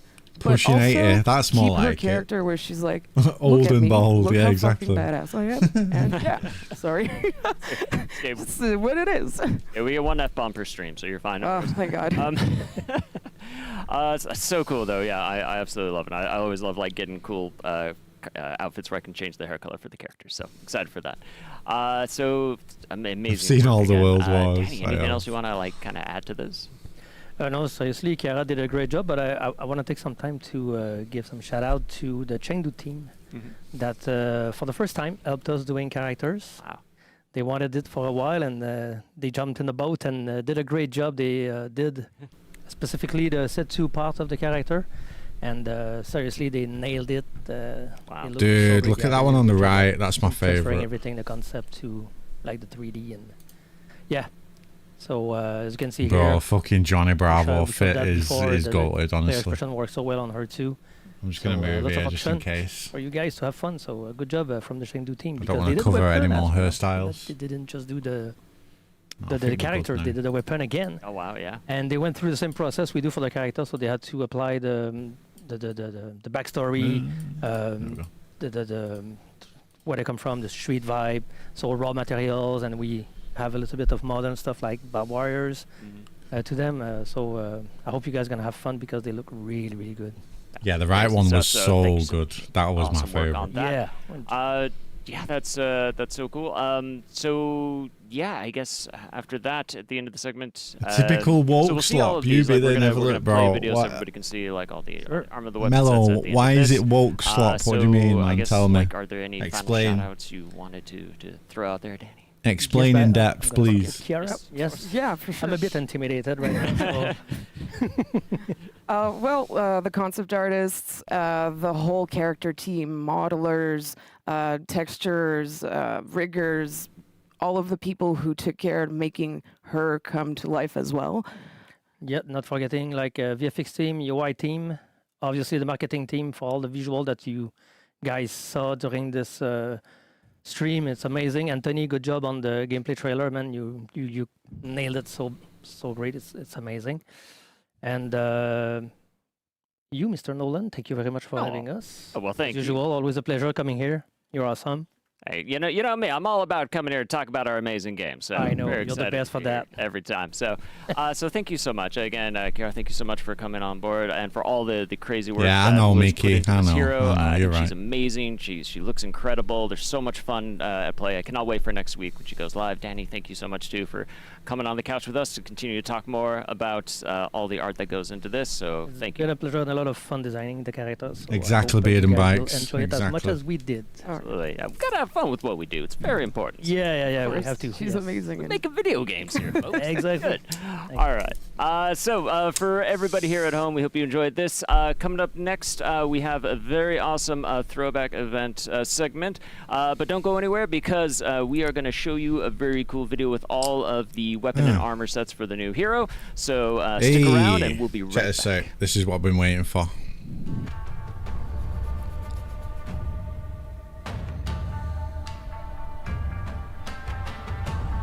Okay, so it looks like you customize the edge of the stick and the handle.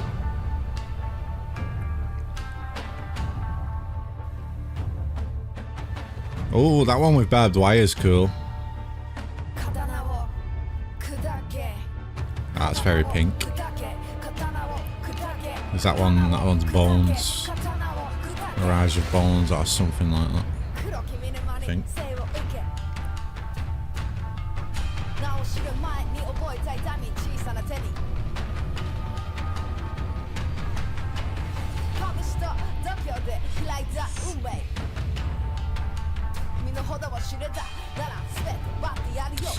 Some very colourful ones, man. Very fucking colourful. Why is that one so veiny? Wow. Ah, here we go. Reduce. Oh, look at that rabbit mask. The broken rabbit mask. Oh, that's sick. I like that one. I like that one.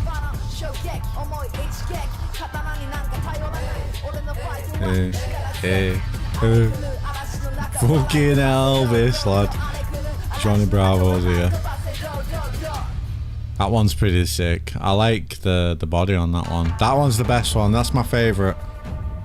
That one's my favourite.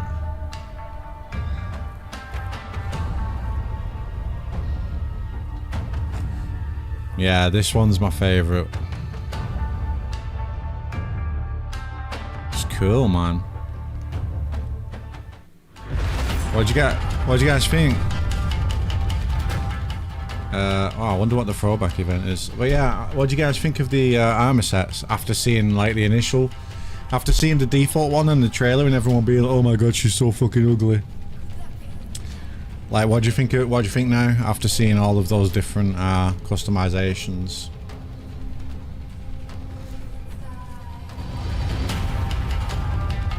Yeah, they are pretty good. They are. There's a lot of good ones there. They've just showed like fucking, I don't know, how many, like 10 or something. How many did they show then? Like 8 or 10? And bro just said, is that it? What do you mean, is that it? Welcome back, There were Warriors. loads. We are so excited to announce that Test Your Metal game mode is back during the event Metal Trials. Oh, yes, I'm boys. so amped up for this. I am too. Oh my Yeah, gosh, he's this is like back. one of the most exciting events we have. One of my favorites, so I'm really stoked for that. So People have been asking for this to come have back. a new trailer. Yeah. We have a little trailer. Max, show him the trailer.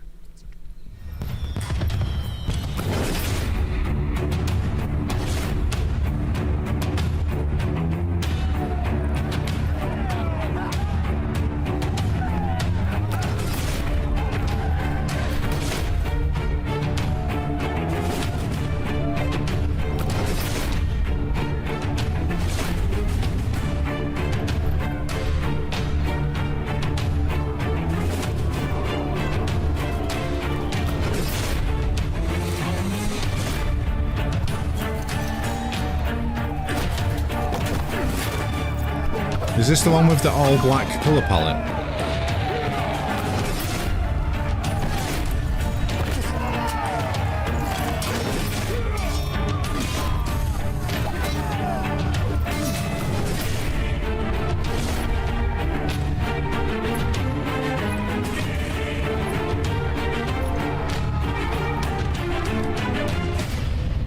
Nice. Metal Trials, let's go. Dude, oh my gosh, so awesome. Let's go. I am so stoked again, like, for Test Your Metal to come back. But, you know, maybe, you know, Anthony, it's been, Oh, is it's that been a realistic? little bit since Oh, yeah, we've had isn't it? Test Your Metal. Do you want to, like, explain, like, what is Test Your Metal? Oh, let's give a little it's the breakdown armor of the pieces, isn't it? lore. It's the So, armor. to celebrate the Truce of Wyverndale, warriors from all factions Set, gathered not in a the colour legendary palette. fortress Okay, to reenact I battles remember from the now. past.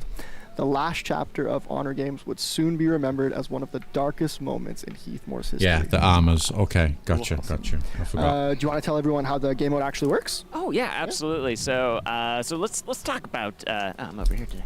All right, so let's talk about Test Your Metal. So Test Your Metal is really fun. It is a PvE elimination mode where essentially you and your team will fight a team of AI bosses from the campaign. So each round that you play, the bosses war will get colour stronger palette. and stronger. Okay, I remember So that one. in week 2, for example, players fight against a team comprised of the strongest bosses from each faction.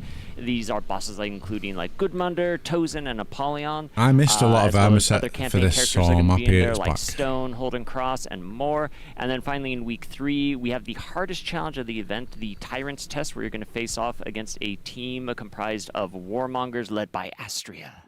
So it's going to be super sick. That's going to be awesome. It is going to be good. Also, a new awesome iteration is for the first time in Test Your Metal, we'll have event leaderboards.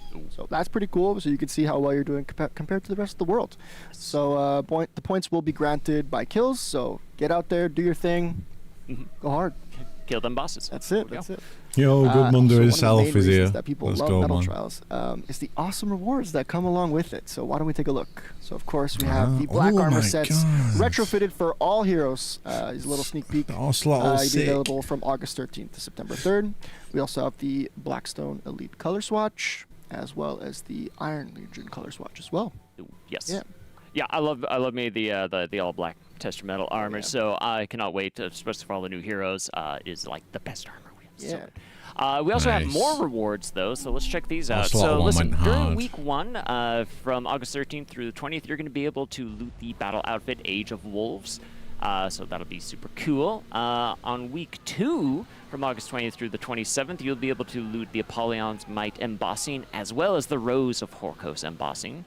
And then finally, there's the Rose of Horkos. Amazing. And then finally, for week 3, we're going all out because you are going to be able to loot the I Am War free roam emote. So from August 27th to September 3rd, you just got to play and you get the loots. It's that simple. So there you go.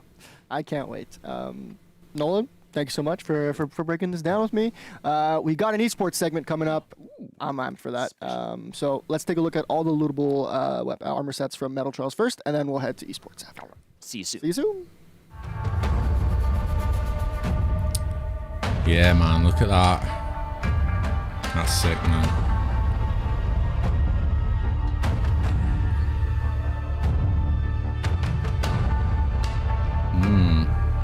Interesting. Oh, June gets one too. Does he? Oh, interesting.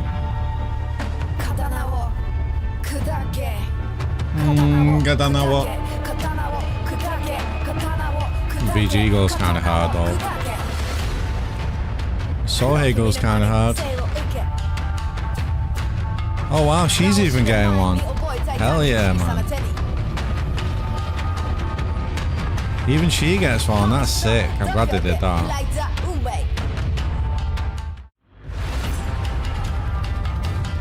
Yo, Beanie. My boy Benny, lad.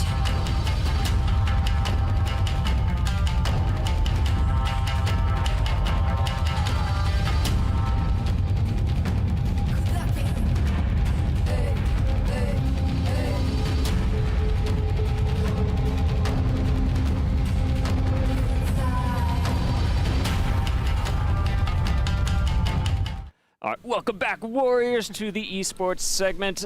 We needed that little transition because Anthony and I had to swap couches. A little swap. It's very important. All right, I like the seat better. So we had to talk. we talked about it. But yeah, we are here to talk about esports, and we had something pretty cool just happen. So Anthony, like, what's going on in the world? Yeah. So 44 Triple Threat just concluded, so Nice. a big thank you to everyone who participated, as well as our tournament organizers, Spandude and Nutella. For those that aren't aware, Triple Threat is our year-long circuit comprised of 3 tournaments where we're awarding players with circuit points throughout each tournament, depending on where they finish. So the higher up you finish on the leaderboard, the more points you earn. Makes sense. So we're trying to find the GOAT, basically, who's got the most points at the end of the year.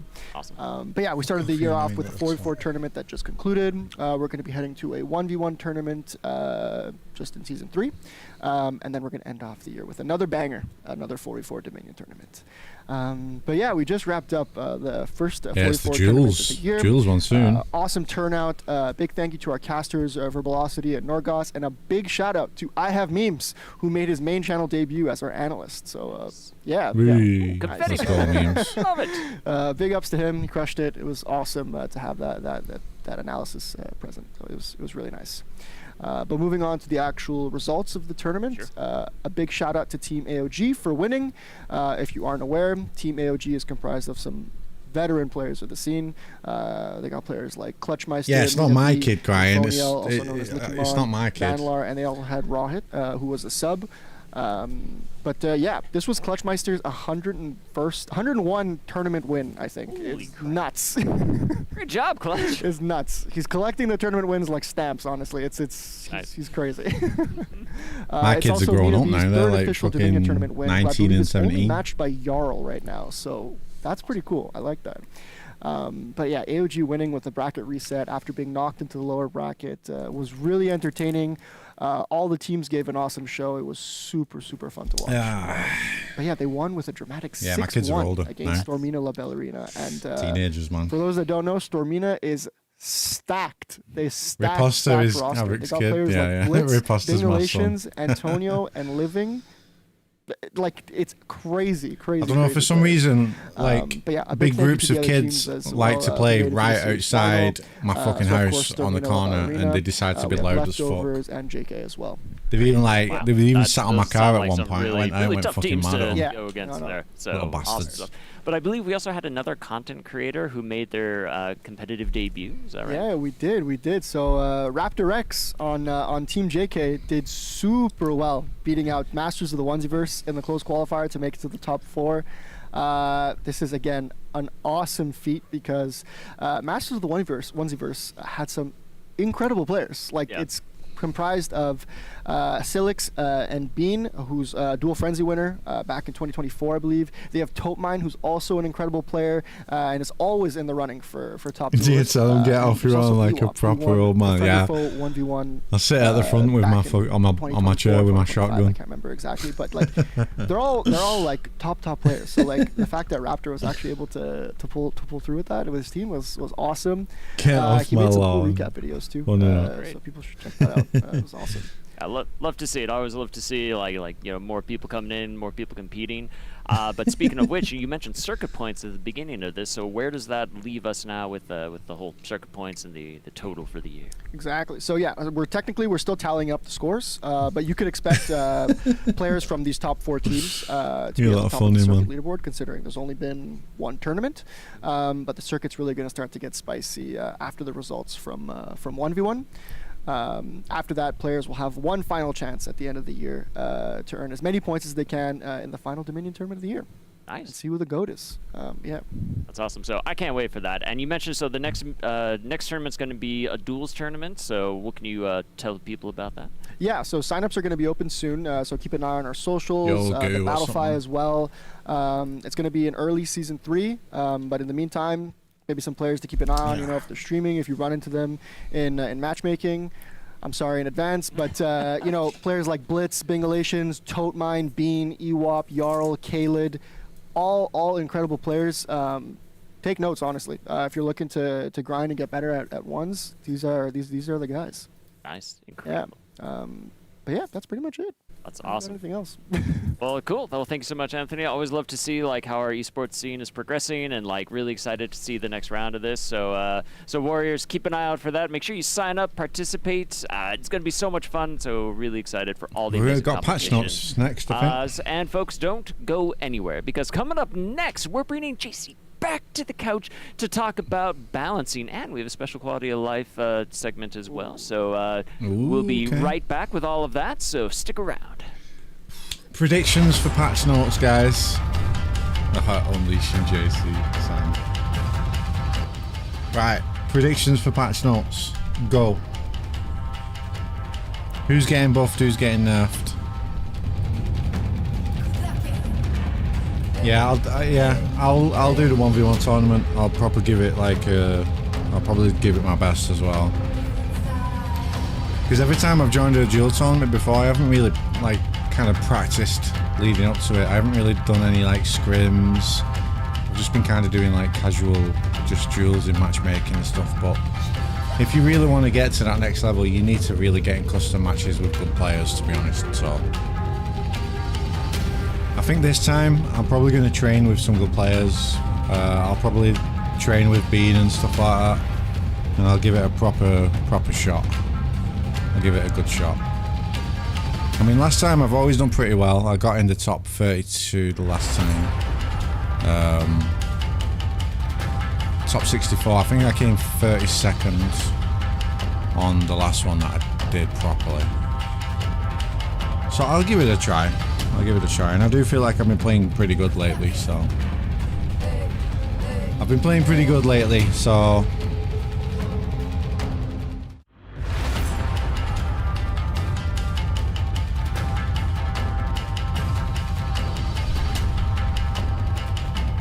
during nerf.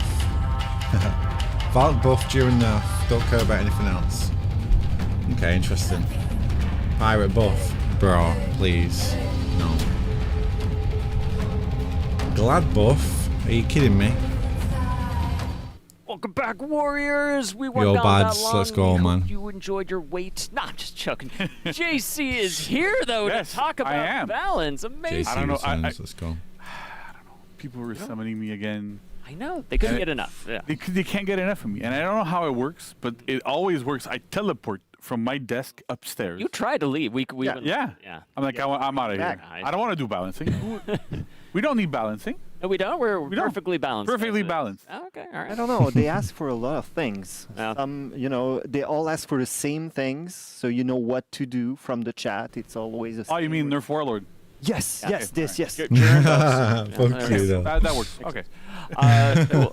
So yeah, we do have some patch notes to get into for that. But before that, too, Raph, again, welcome back to the couch too. Yeah. Why am I here when it's the time to talk about patch It's notes, because eh? you're awesome, Raph. Oh, thank you. I have to say something before we start. Yeah. This is, I must be like my 20th Warriors Den, but it's the first time when I'm sitting next to GC. Oh, wow. So I feel promoted today. Yeah, I'm like yeah. so happy. Can I like touch her shoulder? You or can something? try. You can try. It's dangerous though. Yeah, that's what it is. Just the power is gonna flow through you. It's really tricky. So in any case, why am I here?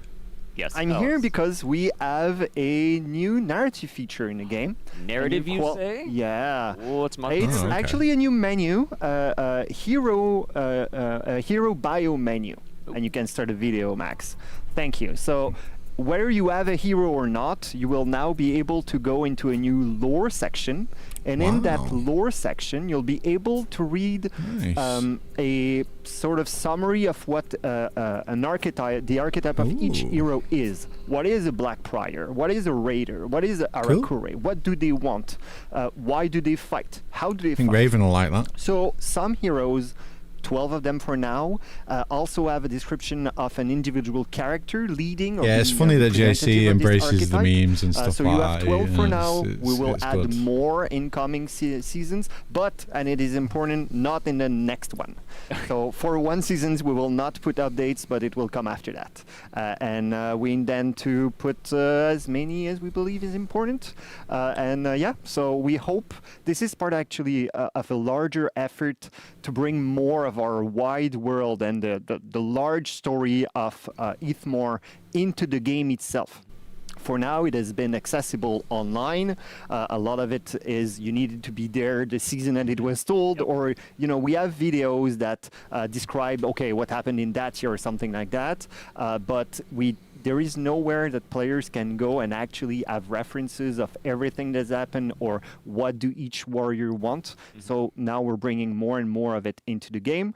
We started with small snippets with executions and emotes. We're gonna continue to do some of that when it feels right to do it. But now you have this new lore menu and we'll keep updating it. But not next season, once again. It is really important to say that. I know at least one content creator that is probably overly ecstatic right now if he's watching it live. Fell off his chair, something, I don't know. But I'm sure there's at least one person, but overall, reading about all our funny sword heroes and our funny sword game is awesome. That is very cool. Able to get access to all these things is just peak. Yeah, it is part. It's strange how you maybe don't know exactly, but whenever we say, "Hey, personality here," or this element of the character is represented there, all of that is part of the background. So it's kind of narrative is kind of a connective tissue. It is not at the Talking about Raven forefront, there, I but it think. helps everybody else, and we all work together to create heroes. And this collective work is something I really want to praise for this special feature, because to do that has required a lot of work from a lot of people, and this update ends up being by number of lines and number of words added.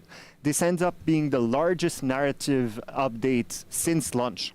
Oh wow! So yeah, quite a lot of work by many teams, and a big shout out to all of them. Awesome. Well, super excited. I am excited to go in and read me some lore. We'll go into Nusha, of course. I'm gonna go to Nusha. And Yeah, of that'll course. be- Yeah, I'll moveset's stay there been for a while, revealed, so- yeah. See, It that's was the pretty thing, is, like, early in the I- stream. Not a lot of people know and understand that you and the narrative team are so important as to how we build heroes, how we do stuff, where we go. Look, dude, I gotta give you props. It's just we've been working together for a few years now, and it's amazing how like just getting the background and Yeah, how I've we're done thinking human about things benchmark. that comes from you and your team. It helps everybody else. Like on the design team, I know we use a lot of where they're going, we sit down with you guys really often to go, okay, so we're trying to do this. How does it work with the personality and how does it kind of function? Because overall, when the narrative is strong and everybody's aligned and everybody kind of feeds into it and feeds from it, you end up having much better heroes, much better content, and it's so much more cohesive. And so it's really appreciated. What's going on? Oh, amazing. Thank you. I mean, it goes both ways. We enjoy being with you and having a game. The gameplay is, you know, the bones, and then we try to put some skin on top of it, I guess. Sure. Something like that. So anyway, really happy to have this new feature into the game.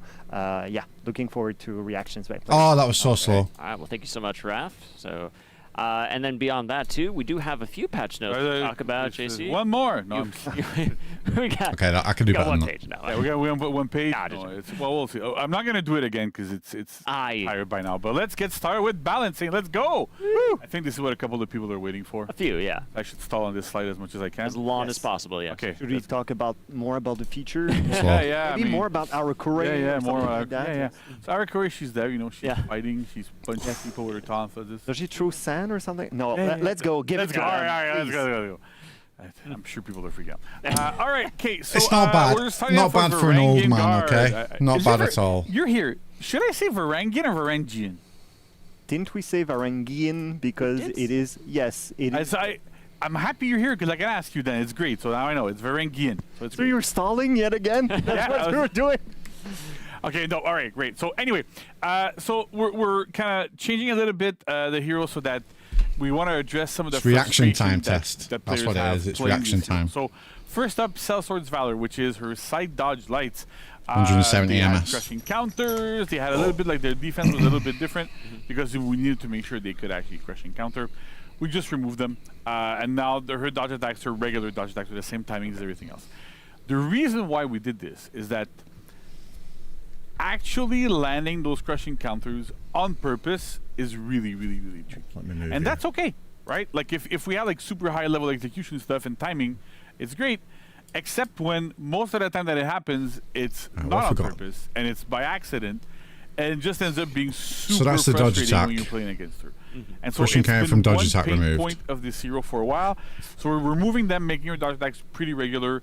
There's no real point That's of having good, like 'cause that it- much yeah. more extra defense on her side dodges there. So we're gonna toning that down a little bit so that it makes kind of a bit more sense. For Sellsword's Bounty, which is her front dodge attack, her light. So you can now do it from 200 ms to 500 ms instead of 1 to 5. You might just go 100 ms. Who cares, right? The big difference here is that lengthens the period where she's vulnerable to guard breaks. And so you cannot, it's harder to stuff guard breaks when you can do it just a little bit later. It makes just enough of a difference that it's still super viable. It's still a great move. But then it's harder to use on reaction or like even on prediction to guard breaks. You have to do it like a little bit earlier. So it balances that out again. Because it's one of those things that if my monitor is 360 kind of hertz, vulnerability, so it becomes not too super bad. hard to play against them. You have less options defensively, and you become a bit too oppressive. Gotcha. Of course. Oathkeeper Spiral, which is the zone attack that she can do after she blocks somebody with her big shield. So the issue here is that initially we wanted it to not have too much forward movement, because because of the way the axe works and all that kind of functions. If we ended up like making the trajectory and the hitboxes bigger, it created phantom hits. We try to avoid phantom hits as much as possible. We wanted to look as much as we can at the weapon trajectories and stuff. But the problem is that there's not a lot of range. And if we gave her like too much forward movement, she would miss everybody around her. And the purpose of that move is to hit people around her. So it didn't quite make sense. But we've revisited it a bit, and we made sure that she has just enough forward movement, because what ended up happening really often is I'd block somebody, throw this attack, hit 2 people, miss my target. And so that's just kind of weird, right? It doesn't quite function as intended. So we made sure that the she human moves forward benchmark just reaction enough to test does always not hit transition the into person she's For locked Honor. onto, Like it's but not. still Just actually because as I've much got as possible hit 170 people around her MS as well. human benchmark doesn't mean that I'm going to be able The to last thing fucking that we easily did parry on the Varangian anything Guard on is reaction. we've reduced the The ability. transition I'm gonna read over, because like it's it kinda takes a lot of complicated. training. The delay attacks like, that change you've got by to play the 100 game for a long MS time. on every single attack that chains. So light, heavy opener, allegiance, charge, and spiral, Hjalder, Holdkeeper, and Sellsword's Bounty and Valor. So it might sound like it looks like a like nothing you said, burger. Dane, there's a lot of shit. There's a lot of stuff going on. The big reason so why we're doing this is that you're not she just staring has at one fresh thing. encounters on all of her lights in chains. And initially, we had made the delay window super long to give players a chance to really time them properly and feel good using them. What ended up happening is because of that, she becomes borderline impossible to peel in group fights. Yeah. So because when you're blocking external, when you're doing stuff externally, you can. This is like What underwear don't I tell got? anybody except if you already know you don't. I don't have any underwear on right now. It's too hot. Throwing an attack at you externally. My right? So my I'm bollocks here, are I'm literally on the hanging raft, out and you're right here, you're throwing now. attacks at me. I can block you two different ways. Right. They are Either by dangling, bro. blocking in the direction you are from, or blocking the actual stance of the attack. So if you're on my right, and you throw a CPU and top attack, GPU? I can actually block can't top remember, to be and honest. I block don't it, know. or I can block right. And Can't remember. because I block both the direction you're coming from and the direction of the attack. So that's kind of why also it's kind of good to do like something like different sides, so that it's a bit harder to block. But the thing is, this also applies to crushing Yeah, it's true counters pumpkins, I and think, blocks. yeah. So you could often just like superior block on the side and would block like all three stances, and you could kind of mess it up sometimes and like cover other options. So it ended up being a bit too strong It and is a bit too too hot, aggressive. bro, honestly. So by lowering the delay, you can still do it, but it's harder to time like and delay it like a bunch, so that it's a bit trickier to be able to block those attacks using that stuff. Gotcha. So that is it for our good old friend Varangian Guard, or Varangian. Good. Orochi, everybody's least favorite samurai, but somehow everybody loves him. Mostly nerfs, which I think some people are going to be happy with. So Zephyr Slash, which is his side dodge lights. They're back to being enhanced, but the recovery can no longer be cancelled by a dodge in any situation, on hit, on block, and on miss. So that's it's good a for tribute we team gave fights, Pirate a spamming. little while ago. That worked super well. And so we're applying it to Orochi, and maybe somebody else. Sneaky patch. Somebody with access. But Warlord, right? Warlord, yeah, Warlord, of course. We're going to nerf Warlord. But essentially, the idea here is that because it's a defensive move, and it's really good, and it has a big trajectory, being able to dodge cancel it, even on hit, proved to be a little bit too strong. You're still able to zip around too much on the battlefield, being really defensive. So we're toning it down so that it's purely a one-shot defensive move. You're going to do it once, and that's going to be it. Yeah, you can do it if it lands. You go into like a combo light and do it again, but you have to commit just a little bit more time so you can actually get peeled and get that stuff happening. It's a good change. So then we It's a adjusted healthy change. his zone attack as well. So we adjusted the trajectory to have a little bit less reach on the left and front sides, because again it caused a bit of phantom hits, but it was super strong. The keyboard is bugging. Okay. Yeah. So it ended up being a bit too strong in group fights because it would hit just outside, just a little bit too much. So by lowering this just a tad, we're able to, it functions a lot better, and it's a little bit less annoying in group fights. And we've also lowered the amount that it pushes opponents when they block it. That caused issues where if I throw a zone attack and you're there and you block it, you used to get pushed away just a bit too much to be able to effectively counterattack me. So by lowering it enough, you're going to still stay close, and you have less forward movement. You have to move a little bit less to be able to punish me and do what I need to do. We've also changing the input for Wind Gust, which is deflect attack. It's now on heavy. I know people are going, no, we're not going to do the old animation back. But essentially, like, we're putting on heavy because Orochi is one of the few heroes left. Like, unfortunately, Shinobi has it because it's on guard break and we don't want to do it. That can just dodge and hit a single button and get both the dodge attack or the deflect. That's an actual option select. Yeah. People use option selects in a lot of wrong ways. This is the right way.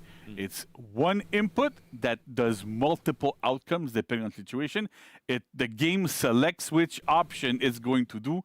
That's where the wording comes from. So that's an actual option select. So by putting it onto heavy, you as a player actually have to go, I deflected, I have to hit heavy, and not just I dodge attack. And if I'm lucky, I'm going to get deflect. Otherwise, I get. I like that. It stops attack, right? accidental. So, we're doing that for pretty much every single hero. Deflex as well. Again, like on Shinobi, it's a bit harder because it's both a kick and some weird teleport that he does. It'll take some time to get used to it, have that teleport attack on a light or on a heavy. So we're going to try to figure things out. But right now, at least for Orochi, this is how it's going to go. Yes. Finally, we're also nerfing Kunai, which I'm sure people have already rejoiced because they saw this.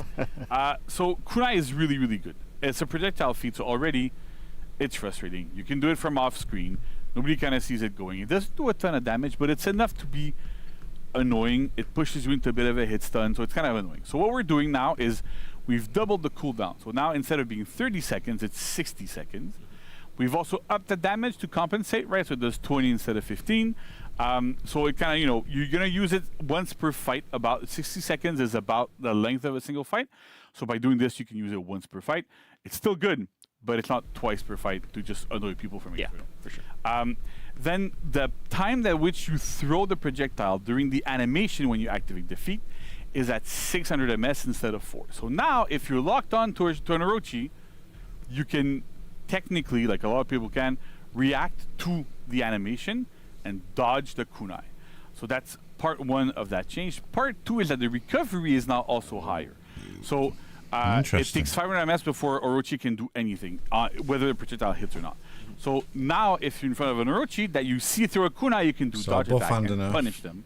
So it makes a big difference there as well into how viable the feat is. It's still off screen, it's still unlocked or whatever, but it ends up being a lot more easier to deal with in a 1v1 scenario. Yeah, higher risk and lower reward. Exactly, right? It makes sense.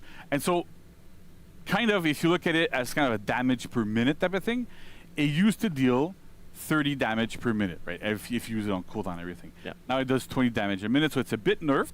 But we tried to compensate for things a little bit so that it doesn't feel as bad to throw a 15 damage projectile every minute that does, So we're trying to adjust things and have a bit of compensation where it's needed. Makes sense. All right.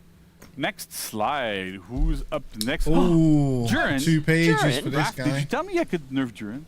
Let me look into the lore. No, you're choosing this, please. 2 pages for Jiren. Oh my god. All right. We're buffing him, right? Yeah, we're buffing. We're buffing Jiren. No. So I've seen people in chat demand that we nerf Jiren, so we're gonna nerf Jiren. That's great. Yeah, that's how it goes. That's how it goes. That's how we make decisions. Yeah, that's how I make decisions, right? There's a bit of a typo here. It still says sea lions pounce, but it's okay. It doesn't matter. So it's fine. So basically, right now, what we've done, right, is address a couple of pain points on Jiren. We have more changes coming next to you as well. But we wanted to push these now because they are some of the bigger pain points. So first up is his side dodge attacks, right? Side dodge heavy. So as you know, as everybody knows here, and probably everybody looking, Jiren has tap and hold mechanics. Right. Depending on if you're tapping or if you're holding the attack, it does different things. No longer the issue that we have right now is that huge. When you do a side dodge attack, you can either tap it or hold it. Yay! If you hold it, you go into a much slower attack that becomes unblockable, doesn't chain, so there's a bit of a drawback. But the issue that it causes is if you're fighting Jiren and he's doing a side dodge attack, you kind of know with everybody, you have to decide, are they going to do a dodge attack or not? And you go, do I go into feint to guard break or feint to parry? With Jiren, it's feint to guard break or feint to parry, but if you miss one, you're in massive trouble. Because if you try to go, I tried to parry and they did the extended dodge version, so the held version, they would punish you. So it created an extra layer of reads on top of everything else. Now, previously, we kind of made it so that the tapped version is a little bit slower, but also it was no longer enhanced on hit. So you could block it and it would bounce back. And we made sure that you could be punished for that. So if you blocked it, you got a free guard break on the opponent every single time. So that kind of works, but it still does not fully address the issue of he has a choice between a relatively fast dodge attack that, yes, has some risks, or a super long one that can be feinted, that's unblockable, all that stuff. So what we're doing is we're normalizing them. So the held version now is 600 ms, just like the tapped one. It counts as a light parry, just like a light one. You cannot feint it anymore. It deals 16 damage instead of 20 plus.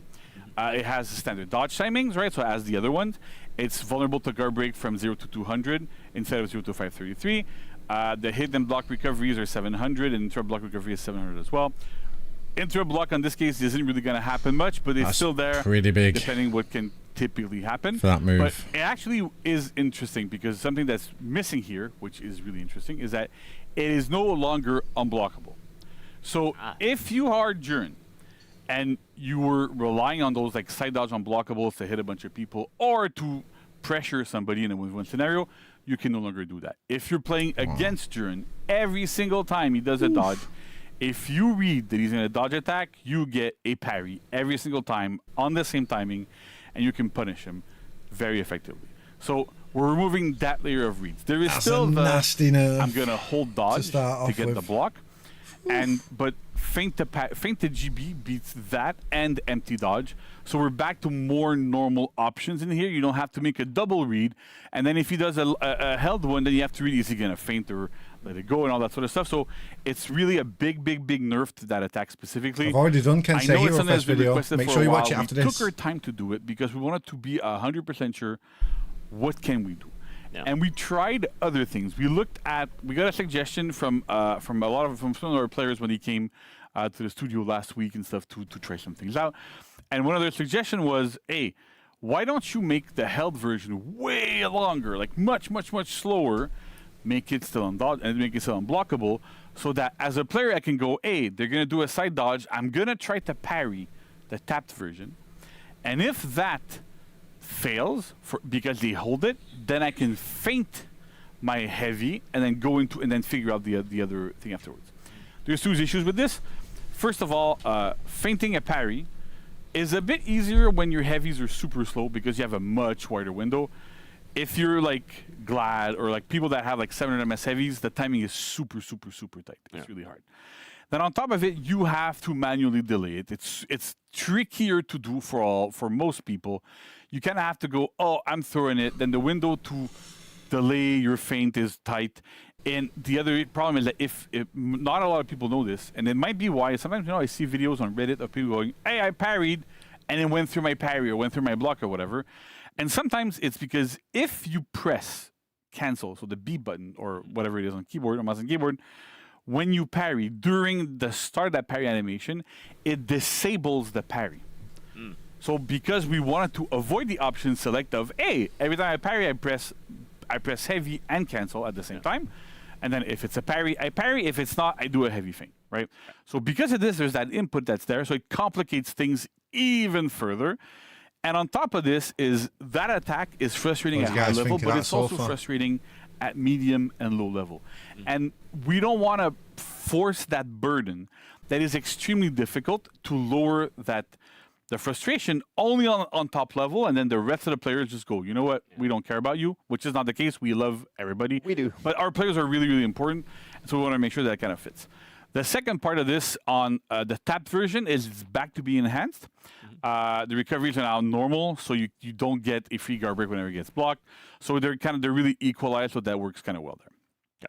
So that's page one, because you see one of two. That's right. Is there a second page? Let's find out. Oh boy. After you're working narrative, you write. Usually when you say one of two, does it mean that there are like many pages? It means 10? Maybe, or maybe there's two. Maybe. I don't know. I'm relying on you, on your expertise. I write. I don't do maths. Yeah, that's the problem. So do letters, not numbers. Yes, I guess. Yeah. Well, let's look. All right. Oh, two. Second page. It was a good call. So Defiant Swipe. So do you know what Defiant Swipe is, Nolan? Raph, you wrote it. I believe that is his neutral hold light. Yeah. Wonderful. Bingo. So essentially, we rehearsed. So not hyper. I would not have known otherwise. Nolan had to go and put hyper light's gone. People to do this, so he kind of knows. I don't know. But essentially, the problem that we have with this move, having armor in neutral, is that you can essentially, you see red, you hold light, you beat, right? The thing is, it was designed in a way that goes, yes, but you lose your turn. You can't chain. And generally, you lose the exchange. Because you're going to deal less damage than the damage if you can't change from your it, then why is it enhanced? What's the point in it being enhanced? It also has some issues of like being able to interrupt some attacks in chains, like and it killed some characters' offense. But basically, because of this, it's not necessarily that the move itself is too strong, is that it's very annoying to go against. Yeah. Because even if you win the trade, and if every single time I throw an attack at either one of you, and you're Durin and you just hold light, like every time I have to feint to parry or feint to nothing, or let it go, and I win the exchange, but I'm back to neutral. You're back to neutral, and I have to do it again, and again, and again, and again.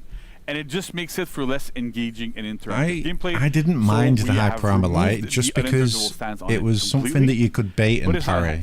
So, especially when you're low HP, right? you can bait it and get a parry. Do you know what I mean? And it's a bit of a technicality, but I don't know. When you throw an attack that is blocked, that gets I feel like they could have blocked, so you kind of made it less annoying, lowered the damage it's or something. Super dangerous, I'm not sure.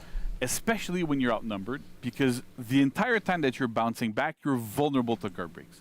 This is a lot of source of damage in a lot of different situations where it's really, really, really dangerous. And sometimes it's why you don't want to throw out lights. Sometimes it's why some heroes are better in group fights because their lights are enhanced on external targets. Sometimes they aren't, depending on the hero. So it makes it more dangerous to throw lights. So it being enhanced means you can kind of throw it to kind of do a quicker interrupt in a group fight with less risk. So there's still a purpose for it. It's smaller in scope, but it's still there. Yes. The other thing is that we fixed an issue, a very, very important issue that's tricky. And so for that, I'll kind of have to explain again a little bit on the technical side to go how it works. I understand that. When you are, let's say I'm locked onto you, right? Actually, no, I'm locked onto somebody imaginary in front of me. You're locked onto stream, yeah. And you're both on the same side. Whenever you throw attacks, the game kind of decides which indicator to show by determining which is the next one that will land on you. So this is why sometimes if somebody is on the side and throws a light, and the other person is a Hitoki, for example, right, and that's charging it top heavy, you're gonna see a regular indicator to block, but it's going to hide the fact that Hito's coming with an unblockable right behind it until that light resolves. And then you can have, you can kind of get, smaller, shorter indicators for unblockables for slower attacks. The problem is that Durin, everything he did always took priority over his opponents every single time. So you could, in theory, hide unblockables that are faster, or start. Oh. When a Durin was nearby, because there was a bit of a bug due to how we kind of build the hero and stuff. So that bug has been fixed, so it no longer overrides. So it should be a bit easier to fight when there's a Durin next to you, because they can't kind of just mess with your indicators as much. Gotcha. All right. Okay. So that's it for Durin. Don't worry, there's no Warlords. Okay. We're not nerfing Warlords. Of course not. Well, no. Warlords is GG Durin's lad. GG Durin's. Find the way. Right? Yeah. But we have some other changes. So first up on Berserker, spoilers alert, I was kind of talking about it before. Yes. So Spin Chop gets the exact same treatment that we gave to Zephyr Strike on Orochi. Side dodge lights are enhanced. They can no longer be cancelled by dodge. Same reasoning as with Orochi. Huge. Works really well. And Zerg kind of needs this. They need to be enhanced. Because if they're not enhanced, it's a lot harder to use in team fights as well. So being enhanced makes a lot more sense. The other thing is we fixed a bit of an issue that we had where, because of the way the hero is built, thank you, Critical. You did Spin Chop and it puts you out of stamina. If you buffered an attack afterwards, you would go into your regular chain, even if you were out of stamina. That was a bit of a problem, so we fixed that issue, which means that you can when you miss, you chain from 3 congrats MS instead of from 0. Makaza. It's a small change, but it makes a bit of a difference here. It's a bit of a bug that we were able to fix. That feels good. Nice. JJ. Oh. So Jang it's kind of a weird thing where if you did. Actually, right now on live, you can go test it out. Boot up the game and go test it out. We need the numbers. Yeah. So if you're playing Jang, you do front dodge light, right? It's always going to come from top. Yeah. And at 300 MS right now. But go and try this. I dare everybody now to go and try this. You do front dodge, switch stance to left or right, and then press light at the same timing as you would do from the top. And see what happens. Spoiler alert, nothing. The input gets fully eaten because there was only a check to do a top light from front dodge, even though you can switch your stance. So by what we did is, because you can switch your stance, you can now do That's a good change. side as well at the same timing at 3 to 900. It'll give him a bit more options as well when you front dodge, maybe hit somebody, do that sort of stuff. So it's interesting. It's a very, very, very small buff, but it's still pretty interesting. It's more for almost for input comfort than anything. I like doing that from the top really with JJ. Awesome. Then another page. Ooh, Sohei. Nerfs to Sohei. What? Yeah, so Sohei is overperforming a little bit. There's a lot of good stuff since we did a buff, so it's great. I'm really happy that Sohei is a lot more playable. There's still some issues lingering, but it's way, way, way better. Much better shape. And too much better of a shape. That doesn't really mean anything, but it's okay. So we're nerfing is tier 1 and tier 3 feats. So they're both going down. The damage, the defense debuff and the damage buff are both going down by 5%. So when you have both active, you no longer deal 50% extra damage, you deal 40% extra damage. Okay. We'll keep an eye on it. If it's still too strong, there's other avenues we can do. We can like lower cooldowns or mess with sort of stuff. But we'll see how that pans out. And then if it's not enough, we'll keep going, we'll keep nerfing. I'd much rather take the slow and steady approach that doesn't nuke characters from orbit as if you're a bug-infested planet or something, than just going, you know what, we're going to do like a little bit, and then if it makes sense, good, we're Vulcan good. Warlord If we needs need more, some love. we need more, and we're good to go. So that it also pads the patch notes a little bit. Sure. Yeah. No. Why are It's you just a saying small I nerf would to his never do face, these that's things all. that crazy. I didn't have a lot of sleep, so that's what happened. I worked too hard on these things. Finally, we have we fixed an issue on Lawbringer where it was kind of interesting. If you did front dodge heavy, but you target swapped while you were doing it, right? So I'm dodging towards you, and then switch targets to Nolan, press heavy. There was a bug where Lawbringer wouldn't rotate towards you. So the trajectory would still hit you. You could still parry me, but it looked like it was going towards Raph. And so that created a bunch of issues, clearly. And so we fixed that, so now he properly rotates, and everything is good and golden and happy. And Lawbringer mains can rejoice. Actually, not, because then they can't abuse this anymore. But that's fair. Yeah, it's better like this, and that's how it works. So that's it for patch notes. Awesome. Lots of stuff. Yes. I'm hoping people are happy with the During nerfs. Sure. I'm sure there's like a celebration this right now. Yeah, pretty good. People are throwing confetti everywhere. What do you guys think of the During nerfs, man? Yeah. They went pretty hard on him. Well, thank you so much, JC, for going over those, walking us through that. And Raph, thank you so much again. Really excited for all the lore pages that we get to check out. Always happy to be here with both of you. I can't wait to spend my time in For Honor reading. Yes. So you do the math, I do the writing. Exactly, and that's It's been a pretty long stream. It's been like I can math on what I did. Warriors Den's been on for like 2 hours I now. can. Okay, that's It's good. pretty 2, stacked. That works. Okay. All right. We're really on fire with this. I love it. So I'm excited for that. Folks, we hope you're excited as well. So all these changes are going to go live next week when we drop this patch. So you don't have to wait long for all of that. In the meantime, thank you, JC, again. Thank you, Raph, again. And don't go anywhere, folks, because we have the community corner coming up right after this. That's the best segment, really. It's a great They've teased segment. Warlord Absolutely. before. All right, so let's go. So, we'll see.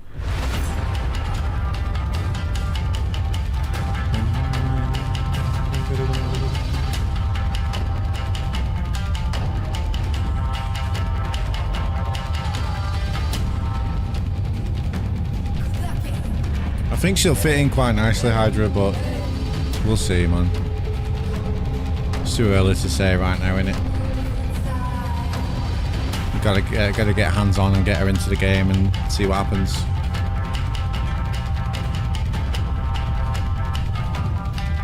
Can't really judge from Warriors' death. Okay. I'm tired. It's too warm, man. The warm just drains me. Just makes me want to fucking sleep on an ice bed. See you later, Maxes. Hey, you can't go yet, boys and girls. We need to watch the community corner. You know what I mean? It's the best part with your boy Josh and TJ, man. Can't be missing this. The two goats.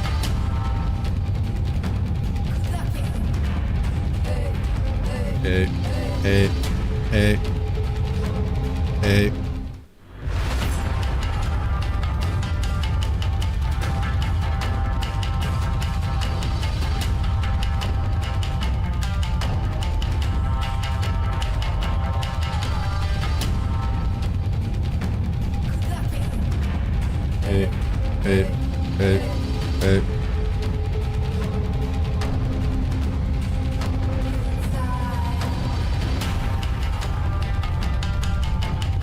I wish Valk.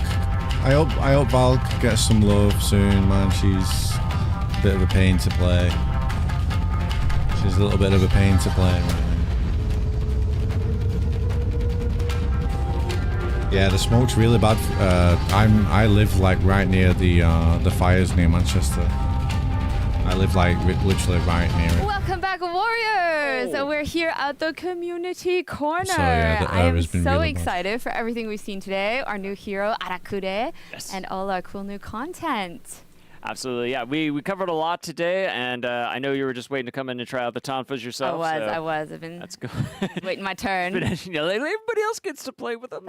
Yeah. But now I'm here, and I'm gonna go through all the things that we have seen today. We have our new hero, Arakure, who will be available on July 23rd for $99 USD. We have our free event, Arakure's Audacity.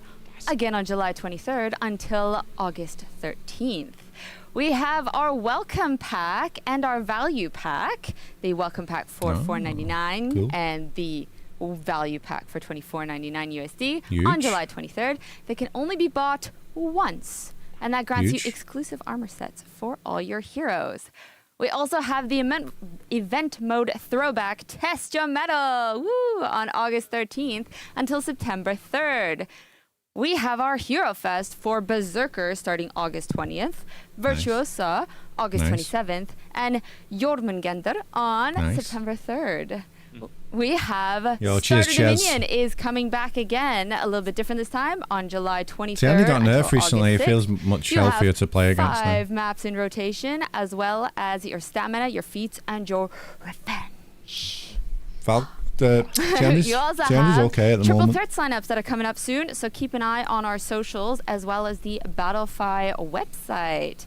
We also have a long free week on Ubisoft Connect, PlayStation, and Xbox coming up from July 23rd until August 4th, which is a 12-day week. Very 12-day week. It's amazing. Very generous. Yeah. We also have a summer sale because summer is the best time.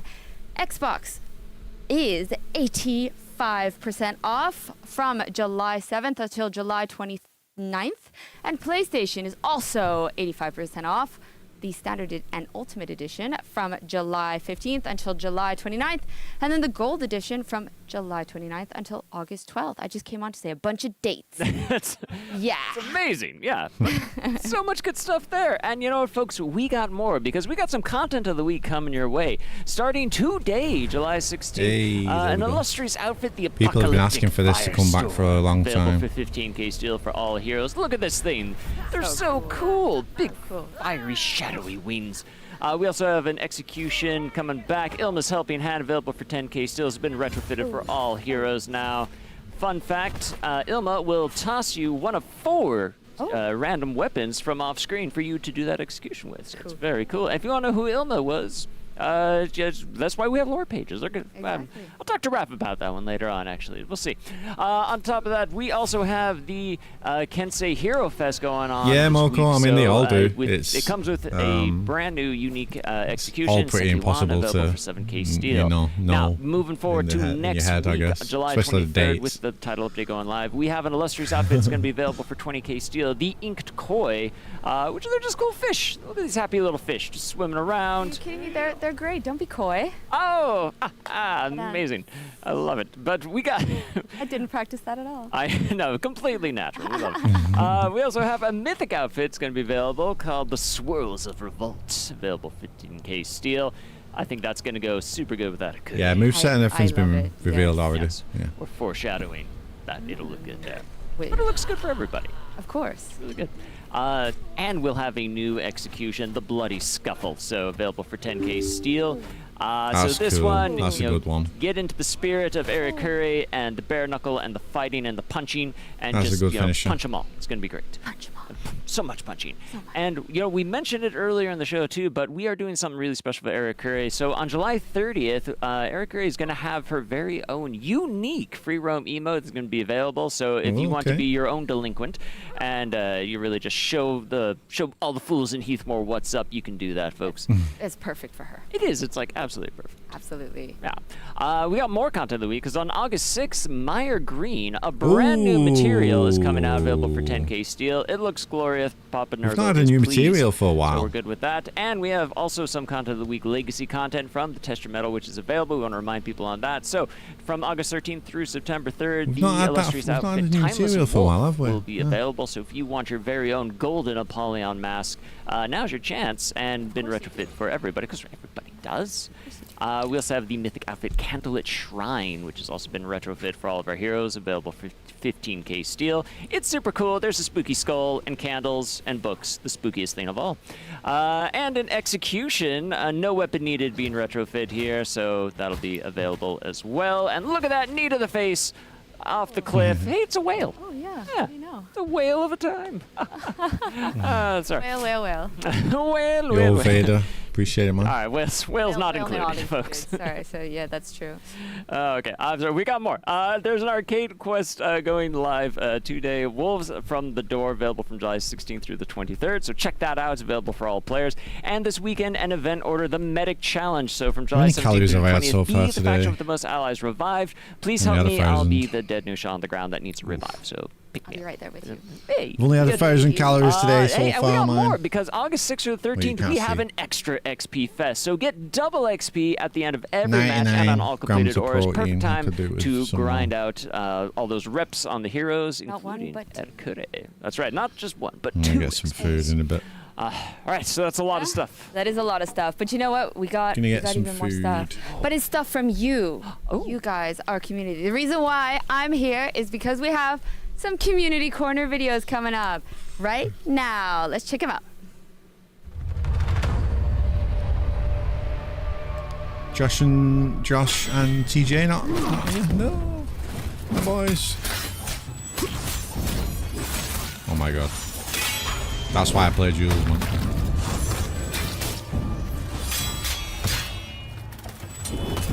Interesting.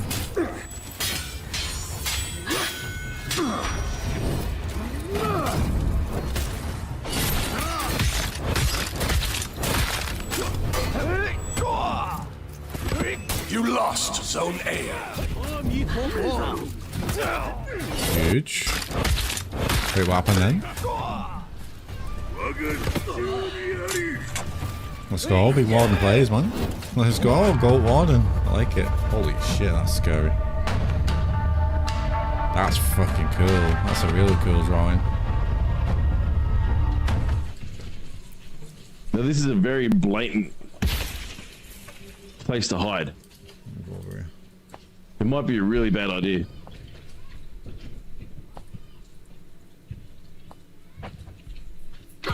Or it might be a really good one. Turns out it's a good one.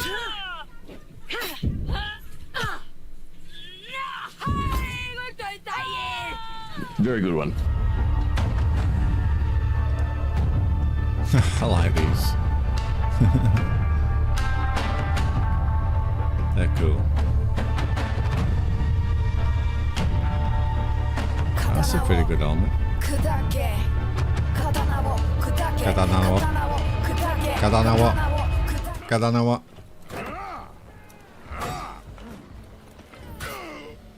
Okay.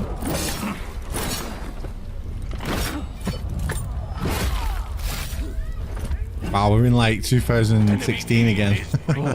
Wow. Oh my god. Cool. That was some of my favorite combination of everything. That last one with the edits. Oh my gosh. You couldn't hear me, but yeah. I was excited. It was great. I do love those edits too. And also, whoever drew that shaman, I haven't seen one of them edits for I'm ages. gonna have nightmares now. Okay, that's not what I want to see.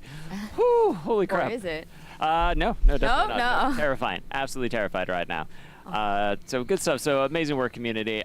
So thank you so much again, everybody. And I think that's it for us. Zahra, thank you so much for being here with us to look at all the community stuffs Yes. So cool. I want to see the reaction. Cool. I want to see the we will reaction. see you all on the battlefield. And don't forget, next week, July 23rd, all of this is going to go live. We talked about today. So Arakure, one more week, and you'll get that. And that's about it for us. And we are going to raid Raven Knight. We are going to raid Raven Knight. Raven Knight. Me? Oh, very cool. We'll see you guys on the battlefield. All right. Me? I'm getting raided? There ain't no way. There ain't no way I'm getting raided. There ain't no way in all hell.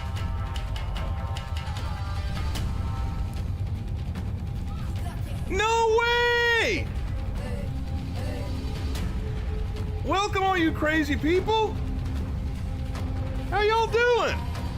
I cannot believe this. I'm actually getting raided. I have always dreamed of getting raided, and never before have I been raided. Wow. Welcome, everybody. Welcome. God, this is so cool. Well, welcome, guys. I'm Raven Knight. So glad to have you all So here. wholesome. This is the first time I've ever been raided, so thank you I all knew so this was much for happening. that. I wanted to see his reaction. Wow.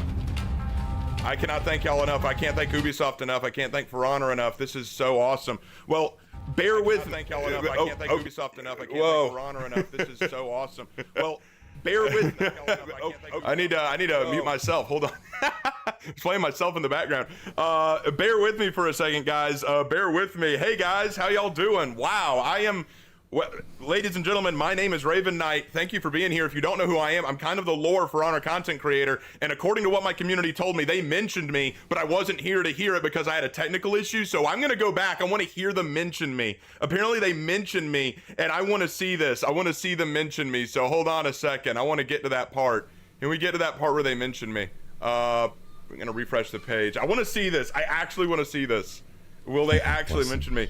Raven For Honor game. Hey, guys. Guys, thank you so much for the raid. It means so much to me. Thank you so much. I'm actually going to go back and see you guys mention me. Apparently, I was mentioned, and I was not there for it. So hold on. Getting there. I'm going to hear it. Hold on. Okay, we're going to hear it. Hold on. I want to hear. Like my 20th. No, bless him. All right, guys. I'm gonna leave it there, man. I'm gonna go get some food. It was a fucking long one. That was like 2 hours and 20 minutes. So, yeah, man. Big patches. Big. Just content, man. New hero looks sick. So, thanks for hanging out with me as always. I appreciate it. I will catch you guys tomorrow. Hey. I've already posted Kensei Hero Fest video, which it's Kensei Hero Fest today. I've already done the video, so go watch it, please. Give it a like, give it a comment. Appreciate it, man. Catch you guys later. Take care. Have a good evening. Bye bye.